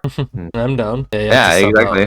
He had to sub out. He was having internet problems or something, but which RIP, but it just kind of just what people think of me as, I guess. I don't care. Think of me as what you want, I guess. Yeah, I feel like we've talked about everything. Is there anything that you thought I was going to bring up this podcast that I didn't know? Have we covered every bases? I think pretty much, yeah. I mean, I wouldn't say there's anything specifically. We talked about Boston Celtics. We've talked about Minecraft events. We talked about being a techno sensei. Kind of touched on every aspect here, right? Yeah, I think you got pretty much everything. Actually, I guess a question, more events questions. Go ahead. I said I knew I was going to ask, but I didn't. Sorry, it's kind of just come to mind.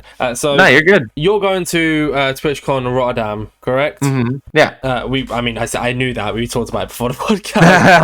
Yeah, you're good. But you're coming to TwitchCon Rotterdam. Do you? Obviously, you don't know the answer to this. So whatever answer you give, please, no one take this as the actual answer. Mm-hmm. Do you reckon there'll be an MCC TwitchCon live in Rotterdam? Or do you think they'd do it in America? Or both? My specific take is I think they will, because from what I know about the Nox crew is they are very passionate about the things they do, and they really love it. And speaking to them after the most recent one, it wasn't even about like making money or like doing this and whatever X, Y, and Z. Even if they did make, I mean, I don't even know if they made money off of it. But if Twitch gives them the opportunity to do it again, I don't think they would say no in a heartbeat. I think the only reason they wouldn't do it is if Twitch just didn't want to do it again. Yeah. But I wouldn't be shocked, like if they kept on doing it. Like I wouldn't be shocked if they did 2 this year. Like if they did one for both events, one in the UK TwitchCon and one in the US TwitchCon, because it just gives them a reason to do something that they've always wanted to do, which was a LAN event, and it's the easiest place to do it because most streamers already go to there anyway. So it's like a win-win. Minecraft esports as well, which is more into that field. Yeah, which is hard for Minecraft. I'd love Minecraft to become an esport, but like it's just like so hard because a lot of Minecraft's community comes off of goofy SMP, where like if you think about like esports for like Valorant, like if you know Valorant players, most of the players that you know in Valorant are the best players, like Tens, Herrick, Shroud, like people like that. Where like when you think of Minecraft players, a lot of people you might know are good, but a lot of people are people that are just funny or like entertaining, or you're like your comfort streamer, like Scott, for instance. I hope Scott doesn't care I say this. Scott is not the best player in the whole entire world, but Scott gets way more like way more popular than I probably will ever be. I mean, maybe, you never know. I would hope so. Maybe one day I get there. But Minecraft is more about the community rather than like just competitiveness. So it's hard for it to become an esports, but I'd love it to. But it's just hard because people care more about the people rather than the game. If that makes sense. That makes sense. Yeah, I get that. I've never had that take on it before. That's actually a really good take. I play. That's definitely. See, that's why I asked the questions. It's nice to hear different perspectives. Yeah, trust me. If I was able to like, I don't know what esports are good or anymore. If any of them have been canceled or anything, but like when I was a kid, like I've always wanted to be a part of like an org and like become like a pro player and something like that. And like Minecraft is the only thing I've been like good enough in. I'm good at other games, but like I'm not like good enough. But it's always been like a dream of mine to be picked up by an org, but like it's not really a thing anymore, especially for Minecraft creators. So it's just like, unless esports comes out of left field, I don't think that dream will ever happen. But I think that was like really cool. Yeah, I mean, hopefully if esports happens in Minecraft and I don't get picked up by someone, I would actually kind of be a little biffed about that. InsideMC, or don't worry, I got you. Okay, thank you. Yeah, I got you. If no one's got you, I got you. Yeah, let's go. Yeah, I mean, it'd be so cool to see. It'd be nice because obviously it did so well in America, and it might be a bit of a weirder take again, but I mean, earlier as one landed, so who knows, this one might land. I feel like it would do better viewer wise, at least in person viewer wise, if they did it in Europe. I feel like a lot more of the community go to the European one, because a lot more of the community is in Europe. 100%. Because it's so much easier for an American to come to Europe than it is for a European to go to America. And it's like a lot of people in Europe go on a train and can get to anywhere basically, where like I'm getting a Eurostar from England right there, like exactly. 3-hour journey. I think 3 hours, that's including the time zone change. But with America, if you want to go to like, if I want to go to the TwitchCon this year, even I have to do an 8-hour plane ride. It's like not even like, it's not close. It's like, yeah, it's not like a thing that you can just do without like planning it ahead of time and like also saving a buttload of money. Where like if you're in the UK, it only will like take you like 3 hours to get pretty much anywhere if you're like central. Yeah, it depends on the train and stuff as well. Yeah, and also like a lot of MCC community I think is the UK based, and like a lot of the testers are UK based, so like a lot of the testers will go and but I do think it will do a lot better in the UK if they do one. Because I don't even know. Do you know when MCC's returning? I wish I knew that either. They don't tell us anything. So signups haven't been released yet. That's good to know. No, they have not released the signups to us yet. They did say, I guess this is a leak. They did say like because a lot of people in that Discord will be like, we miss MCC, and Noxite Stefan, he was like, you'll get some information soon. That was 3 weeks ago. Still haven't gotten any information. So I'm like, bro, when's this soon coming? Because I don't know your definition of soon, but it's been a while, mate. You just gotta be patient. All I'll say is if they do another TwitchCon MCC and I'm there and I don't get in again, I'll have to redact my statement about Scott like liking me, because apparently he hates me. I wasn't mad. I totally understood that like there's limited spots, everyone's going, like I was not mad. But if he benches me twice for the most important, like someone made a Reddit post being like people complaining that Purple's played so much, and then like there was like a meme of me and Pete playing like the same amount. I was like, no one can be mad about me not getting benched, because I was benched for the most like crazy event. Like the fact that I didn't get to play the land one and I was there, I was like, no one can be mad. If I literally said after I got home, I was like, if Scott benches me one more time this year, I literally will message him and be like, do you hate me? Because I was like I understand that like non-canons like technically don't affect like canon MCCs. That like I think he knew, because he messaged me before like even like we knew the teams. He like had messaged me and been like, hey, I don't think I'm going to be able to get you in this event. I'm so sorry. And I was like, I understand. Even though I was like a little upset, I understood. Yeah. But you in the stands? Oh yeah, I was in the stands. I was watching. I was actually a sub for it. I had messaged Scott for like 2 weeks before the going to the con. And I was like, hey, what would you do if someone couldn't make it? And he was like, that's a good point. I'll message to them. And he was like, yeah, you're a sub now. And I was like, oh, okay. So I was oh yeah, sorry. I was gonna say the same thing. And so was Michael and Krinios. Yeah. And Michael ended up playing because Jack Manifold overslept.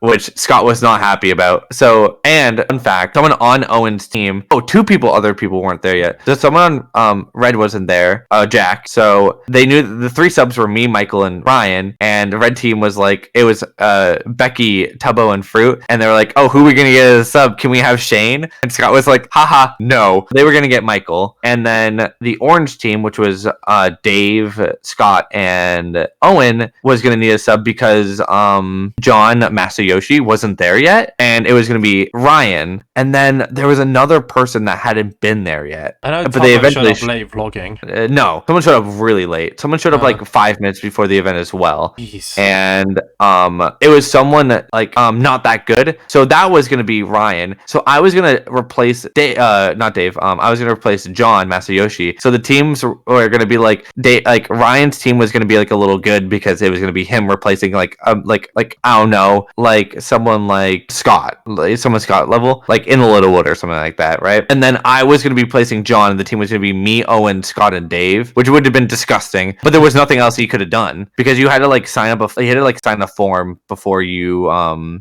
before you played for whatever reason. So we were the only registered subs for the event. So he had no other choice. Working, right? Because I know Fulham got a little bit of stage time commentating, but couldn't do the full thing because of working and stuff. Yeah. So there was no other choices. So they had to give me the best player, and it was John. So it was either I was playing on a team with fruitberries, a team with Dave and Owen and Scott, or I was gonna end up playing with like purpled or something. So it was no matter what, it would have been super unfair. But he was like, well, we have no other choice. But then the person ended up showing up 10 minutes before. So then Dave was gonna Krinios was gonna replace John. But then John showed up literally what's actually really funny. He showed up when the live stream just went live. Wait, he was walking Masayoshi on the Orange team. He showed up right when the live stream started, and he was walking through the front of the crowd because I was standing in the front of the crowd at that point. So I saw him walk past me. So I he was like, where do I go? And I was like, here, come follow me. And I walked him to the backstage, and Scott was like, oh, you John, and, he was mad at him. I was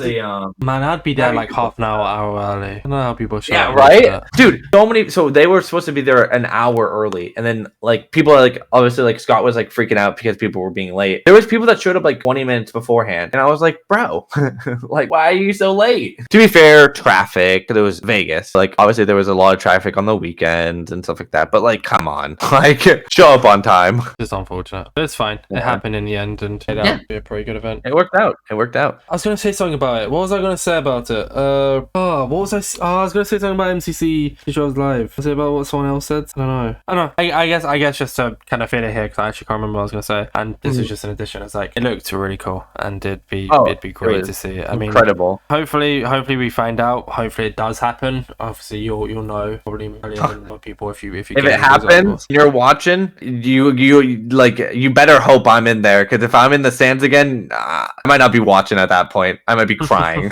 That's it. Yeah, I'd definitely be in the stands for that. But the thing is, I feel like it'd be a lot harder to get in Europe as well. There's only limited spaces, so it'd definitely be a lot harder to kind of get into there. But see what happens. I believe in you. I was going to say something about you being a sub, and I can't bloody remember now. Really annoying. Oh well, clearly wasn't important. Oh well, obviously wasn't that important. Exactly. I mean, hopefully it happens. We'll see. And will we meet up at TwitchCon Rotterdam, Shane? Yeah, of course. No way. Oh, that's it. I mean, I remember I was going to say, yes. Go say what you was going to say, because I won't forget this. I've wrote it down. So I was going to say the only thing I was going to say is that the only way we would be able to meet up is if you see me, because I don't know what you look like really. So I mean, unless you walk up to me and say, "Oh, hey, Shane," oh my god. Okay, have you ever been to a con? Yeah, I went to a con, Paris. The most awkward thing in the whole entire world for me is when obviously some people I don't know their faces. It happens, and you don't you can't blame them. But I hate that awkward you walk up to someone and you're just hey, and you have to look at their badge to see their name because you don't know who it is, and then you're like, oh, because I feel bad, but then you're just oh, I know who you are. That will happen with you. You're gonna walk up to me and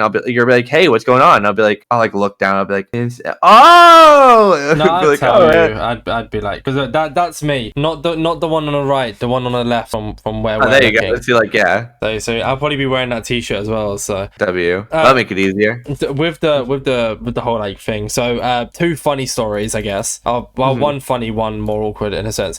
First one, at TwitchCon Paris, I went up to Nukri, and I was a big Nukri chatter. I went to him and I was like, "You alright?" And I think Nukri might have known what I look like, whatever, but he knew my voice anyways. I said, "You alright?" I was like, "Alright, nice to meet you." I was like, "Orbits," and then he like zoned out, right? Looked down at my badge, looked up and went, "Oh!" and then we got talking. I got a picture and stuff like that. And then the second one was I had Callum on the podcast, and we were talking about MegaCon, and I think it was like the week of the convention, or maybe the week before, or whatever. And then MegaCon was on the Saturday, and he was hosting a meet and greet with him, Becky Amon, Smager, and Owen Juice, I believe. No, Sounds about right. it wasn't Owen Juice, it was Orion Sound, on the Orion Sound. And I went to it, but for some bizarre reason, as soon as I got to the convention, my vibes died. I stopped talking. I was with my partner. I just didn't talk. I didn't say anything. For some bizarre reason, my social battery just died, right? Anyways, Sure. I meet up with Erin, not Tommy and his friend Erin, another creator, Erin. And we meet up at the convention because she saw that I was there, and then she wanted to go to the meet and greet. I didn't really want to go. Not because like a thing. I don't, it feels weird. I don't know how to explain it. It felt weird having Callum on the podcast and going to a meet and greet in my mind. Anyway, so I go to the meet and greet and I go up and I didn't introduce myself. I said hi to them. I said, "You're right." All I had to do was turn to Callum and go, "I'm Insane Orbits." And I just didn't say it. And I don't know why I didn't say it because my social battery was just dead. And then I walked off and I remember talking to him after. I was like, "That was me." It's like, I thought I recognized you. I couldn't tell. I was like, I don't know why I didn't tell you who I was. Like, you know, I didn't expect him to know me. It wasn't a case of that. I just didn't go up to him and go, "This is me." And I don't know. So yeah, I guess I can relate. I can relate very, very much because I've been in a position of not saying my name. So I totally understand that. So the thing I was gonna say about MCC Twitch Rivals Live. So despite you not playing, you were there at the meet and greet afterwards, which is really cool. You got to sign the thing that people see. A fun little story I know about you, FireBreathMan, and it's not a good one. You're very cheeky. You came after fruitberries in the line. Oh my god. As fruitberries was doing signatures and put an FB, instead of doing your own signature, you were adding M to the end. I did that. Okay, fair warning. I did that to a couple because I told him before the event, right? So there was a couple people that had walked up to like me or him or in general, right? And I had done mine, right? And I'm not writing my whole entire name on people's like things because that's one, super long, and two, I have a terrible hand. Like I have terrible handwriting. Like the first time I ever signed something for someone, back in when I went to San Diego, I was like, "I'm so sorry. I'm gonna butcher your poor like what's those name tag? Sure, whatever." Yeah. So I must have been talking to Fruit. We must have met up, and someone like before the con was like, "Oh my god, like can you guys sign my thing?" And I was like, "Yeah, sure." And I signed it FBM, and he like looked at me and he goes, "Oh, that's a nice signature, right?" And then he wrote FB. He was like, "I'm just gonna steal it." And I was like, "Bro." And fun fact about that, it's half and half. Some people might have gotten my signature, and some people might have not gotten my signature because he started then writing FBM on people's. He wrote FB in giant and then wrote a little M next to it. And someone looked at their badge after, like, and was like, because they were in line, and they got to me and they're like, "Wait, I already have your signature." And I was like, because like I'm not saying like I signed like 500, but I could recognize when someone had asked for a signature at that point. Yeah. And I was like, "I'm pretty sure you haven't. I'm pretty sure I haven't signed your thing. Let me see your thing." And it was like a giant F, a giant B, and then a little M. And I was like, "Bro," I walked over to him and I was like, "Dude, why are you writing FBM on people's?" And he laughed at me, and he like the people next to him laughed. It was him who was writing FBM. I thought it was you who was adding then I started to like mess with his a little bit. Like I'd like write mine right after his, so then it looked like FM or FB FBM and like stuff like that. I started messing with people's, but yes, we started doing it to each other because he was just it was like, "Why are you doing that to my poor signature or to your signature in the first place?" Because now people are gonna think that they didn't get your signature. He said like I think 2 days later he was like, "Yeah, someone walked up to me again and asked for my signature because I wrote FBM." And I was like, "Dude, what's wrong with you?" So I've developed a massive ego since the podcast. So I've actually practiced making a signature. Smart. No, in all seriousness, at TwitchCon Paris, I just didn't expect anyone to ask me. And a creator called Celtic Max was in like the circle, and no one knew who I was. They knew my name. Nobody knew who I was. I sat in a circle and I was just there, and I was just like, this is really awkward. It was like Space Brownies, there was Wolfie, there was Toff, I believe was there, Piggles,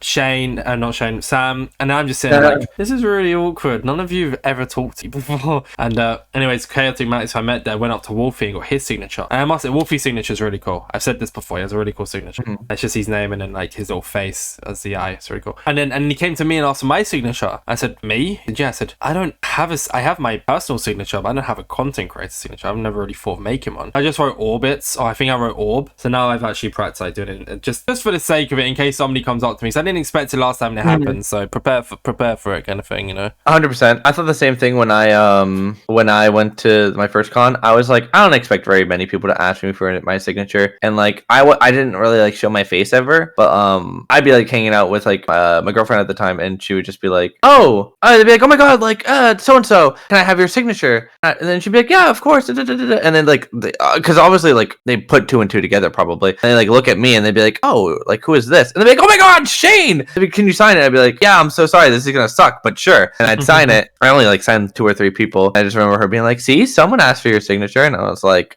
poor person. I saw so many people like at TwitchCon, so many creators. I just didn't really, many of them I just didn't approach. I don't really like know why. I think now I'd be more likely to do it this year. But no, that's totally fair. I did the same thing. I've established myself a little bit more now, which is nice. I kind of have the confidence to go up and be like, I don't expect you to know me, but you've probably, but you like, there's a slim chance you've seen my name somewhere, kind of thing. What's crazy is I was oddly okay with walking up to just random people that just wouldn't even know me. I don't know if you know who this is, but there was this Melee streamer, Super Smash Brothers Melee, named something with a Bach.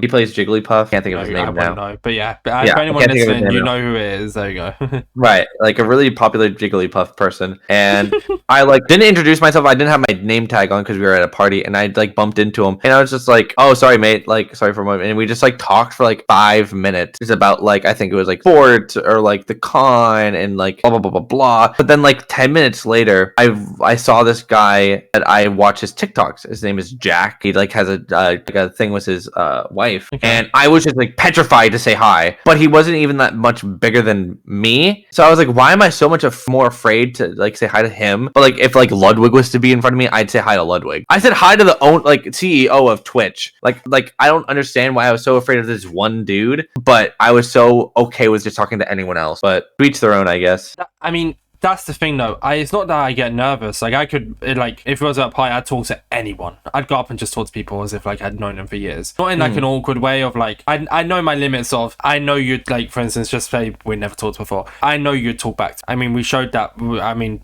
obviously the podcast won't know this, but we proved that as soon as you joined the call. We've never interacted before. Sure. We just talked away for 40 minutes. So I'd know like, okay, they're approachable, they can talk to. But like at the convention, when we're walking around, it's a little bit different because then there's like, I saw like 2 creators standing there. It's like, I can walk up and say hi to you. I know you. Then what do I talk to you about? Because I don't watch your streams. Not in a horrible way. I don't watch your streams. I don't really keep up with your content. I know who you are. Right. I want to talk to you. But then also like I can't go up to you and be like, oh, like thing, because I can't lie. I don't want to lie. I don't want to pretend I'm this massive fan. I don't want to pretend I love these people. Right. But I want to talk to him. So it's like it's different at a party. You can go up and you can chat away. You can be like, oh, like, you know, I know you did this. That was really cool. Blah blah blah blah blah. But then meeting them at a convention when they're kind of just standing there, it's like it just feels different. In my eyes, it just feels a bit different. Yeah. Then you have that awkward like, okay, bye. I mean, me and Biggles, the handshake. Nice to meet you. Bye. Even I watch these streams, like, but different times, different person. I'm a lot more confident since the podcast now, so not better. Because I know at Paris at least there was a party. There was a few creators went to it. Obviously, not to say that'll happen in Rotterdam, but it did seem pretty cool. Something that I'm not sure if I would have went to, but I definitely missed out because of doing the round trip. So right. Yeah. I would never know I didn't go to Paris. So like wait, sorry? I said I wouldn't know I didn't go to Paris. Would you have liked to have gone to, you know what? Paris was actually kind of crappy. Not the TwitchCon. It was just that, I don't know. I said this to Jack. I was talking to Jack the other day, and it's like, the thing is, right, I feel like TwitchCon Rotterdam has just based on who's going, has very quickly become if you miss this, you're really missing out. Based on our community, at least. Like a crap ton of the community is going, right? And it's a case of, if you don't go to this TwitchCon, there's a very very low chance that this kind of TwitchCon with this kind of community is going to happen again. Whereas Paris was like, there was a few people, no one really went. Like looking back, no one really went, because that was also the time, you got to remember, when the riots were happening, and they almost didn't even have the event. Like they were like, there was like talks of it like being canceled because it was so like angsty of like if it was okay or not. And I just remember thinking like, being like, yeah, I'm happy I ended up not like deciding to go. I bought a ticket to the con, but I just didn't go. Yeah, I if you look at my badges on Twitch, it shows, but I just didn't go. Oh crap! Fair enough. Then you never got a refund. I feel like we've covered everything then, Shane. I think so. I mean, we've actually fully covered it. I do have some Twitter questions, so it's not the end just yet. Okay. But like that's the end of like kind of us waffling away. Let me pull them up. I accidentally clicked off. This is not very cool. FireBreath. No, why am I searching FireBreathMan? InsideMC. Sorry, this is really unprofessional. I can't believe I clicked off. Right. You're chilling. Here we go. So I used to actually write down Twitter questions, but I find it more fun to just scroll through and pick them rather than planning them. So the first one comes from Ghosty Fruit. Who's your favorite person you've ever met through Twitch? It's okay. You can say me. No one will be offended. Just to say that you can say me. That's not from me. That's Ghosty's tweet. Yeah. Okay. I don't want you thinking that you have to say me. Don't worry. But yeah, who is it? Sadly enough, I can't remember. Oh, it's Hungry Box. That's the Melee player. I think that's the coolest person I've met in person. A lot of people that like people consider, like, I know a lot of like my IRL friends would be like, oh my god, like, like you've talked to Captain Sparkles, like that's so cool, like da da da da da da. But it seems more normal because like I consider them like acquaintances and like friends. So it's like a lot of people like a lot of people would be like a lot of my friends really liked LD Shadow Lady, but I wouldn't really consider like Lizzie. This is gonna sound mean, but like I wouldn't consider Lizzie as like cool because I would just talk to her. Yeah, exactly. With Hungry Box, it was just someone that I'd always like known of, and I always really liked Melee. So I was just like, wow, I'm talking to someone that I didn't think I'd ever talk to. That's actually really cool. Yeah, that's fair. But yeah. The next one is from Marissa Mitzvah, who keeps replying, and I keep asking all their questions. So if you're listening to this, follow the podcast account. We've gone 3 for 3 now with your replies getting asked. So come on, what does water taste like? Since you're water breath boy and not FireBreathMan. Stay hydrated, kid. I actually have a bone to pick with her. She made a fake app for the Second Rising with Jojo, Lizzie, and Jack Jivic, and she had like went into my chat and was like, "Oh, do you want to join our team as a joke for MCC Rising? You can be like Water Breath Boy, ha ha ha." And I was like, "Yeah, sure, I'd love to join. Like that'd be fun." And she said, "Okay, cool." And then I 2 days later, I was playing an MCC and she came, or Block Wars, and she came to my chat and I was like, "Oh, when are we gonna do your app?" And she's like, "We kind of replaced you." And I was like, hello? Ouch. Oh no. Yeah, but that's why she could always be Water Breath Boy, because she was like, "Yeah, I want," because she was like, "Yeah, we want Water Breath Boy to be in the app, not you." And I was like, see. But yeah, then they ended up getting someone else anyways, which I didn't really care. It's not like I would have done anything with it anyways, but I was just like, bro, don't ask me to do something and then replace me. Mean. That's horrible. We should sue. I take back that question. We should. I never asked that question. Yeah, no, delete it from the podcast. You know what? I don't even want you to follow me. Actually, I do want you to follow me, please. We're close to one. The next one is from it's not Dovey. It's not like D-Dovey. Diove. I don't know. I'm sorry if I pronounced your name wrong. Dream competitive event team. So we'll spin this on its head a little bit. If you got to form your own MCC team, where it would be overpowered or underpowered, whatever, and it has to be the roster. Who are the 3 people you'd team with? See, this is actually a really good question because obviously I'm doing myself. A lot of people would expect you to be like, oh, me, Fruit, Purpled, and probably like Ant Boss is probably like the statistically top 4. I had Fruit, Purpled, and somebody else, but I did have Fruit, Purpled in my head actually. That's pretty right. But I think I would do me, Purpled, Keat or Jojo, and then Fruit or Ant, because I think having people that are better at different things is more important than just the best 4 people, like statistically. Because if you have like me, Purpled, Fruit, and and like we don't have anyone besides like me really good at like hole in the wall, or like you don't have someone that's like really good at like X game or like Sands of Time. But like sure, Pete might not be as mechanically good as like Fruit, but he's better than him at like Rocket Spleef Rush and like those other games, which I think a lot of people don't account for. Yeah. So like if you wanted to like to score the best in like every single game, I'd say you would need to think about stuff like that more. A lot of their scores get boosted by PvP games probably, but yeah, I'd probably do me purpled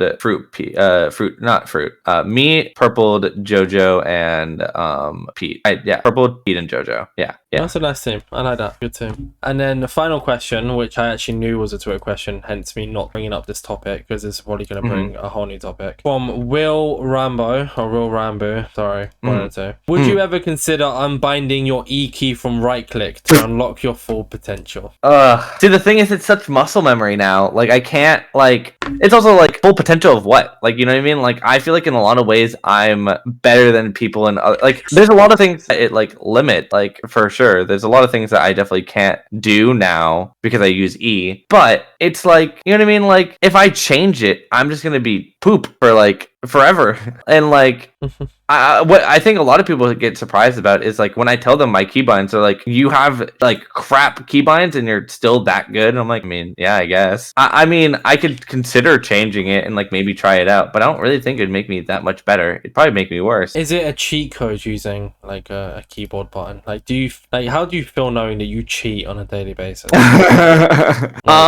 It depends on the game. Like, and it's very hard. It's not something you can do without practicing it. And the only reason I'm good at it, obviously, is because I've done it for so long. Like, if you were to try to do it tomorrow, you would not be able to use it as well as I can because it's not as easy as just, E key. Like, there's a lot of things to it that, like, yeah, it's a lot harder. Are janky about it, which, I don't know. I mean, I think it definitely has way more flaws than it does, like, benefits. But the benefits really do, in, like, the spots where they help, really do help. If it works, it works, right? Like, you know, yeah. It's definitely a weird one, but then I also use, I mean, I talked about this with Sam. I use Q to crouch. So, yeah. What do you mean, ew? How dare you? Did you say ew? Or did you say Q? I said ew. How? You use E. You can't, you use E as your right click. I don't, like, when you're doing parkour. Do you know what my right click is? Isn't it like sprint or something, or jump or something? Yeah, no, my right click is sprint. That's so weird. It's so weird. Like, at that point, just don't have a right click. Just don't have it. I mean, yeah. I mean, it's just because I just like always want to be sprinting like that. Like I feel like sometimes like you like lift up your finger too much when you're holding down sprint on your keyboard or something like that. But I don't know. I just liked it. I've always liked it. Feel comfortable though. Fair enough. It's just something I've always done. Like literally since I started playing Minecraft, like I've never not played with it like that. Like even when I was like literally 13, I switched it when I was 13. I'm pretty sure. And yeah, but I just always use Q and then I use Shift to sprint. So yeah, see, you're part of the goated squad. You changed your It's just what I'm comfortable with, like finger wise. So I'm also not good at the game, so I don't have to worry ever. It's great. Yeah. I sadly, Shane, I believe that brings the end of today's InsideMC podcast. Womp womp. Before I do the outro here, I always like to give you the opportunity to promote yourself. For anyone listening to this, where can they find you on YouTube, Twitch, Twitter, anywhere you'd like to promote? Where can we find Shane, FireBreathMan? Every single platform is FireBreathMan. I mostly have just been streaming, so follow me on Twitch if you want to see and hear more of my stupid endeavors. But I am going to be starting to post more on YouTube, so if you want to see some fun videos on YouTube, I will be posting on the same thing as Twitch, which is FireBreathMan. Yay! Woohoo! There we go. Go check them out. Amazing content creator. And with MCC returning, who knows? We might get to see some more of main MCC moments. Ooh. With that being said, then this brings the end of InsideMC. Thank you all for listening. Thank you so much, Shane, for taking a lot of time out of your day to join me today. Postponing a possible stream. Will you go live after this, you reckon? No. You've done all your talking for today, sorry. Blame me if because they didn't stream on the 5th of March. It's Insane Orbits' fault. But yeah, thank you all for watching or listening, sorry. Stay safe. Don't eat too much bread. Peaces.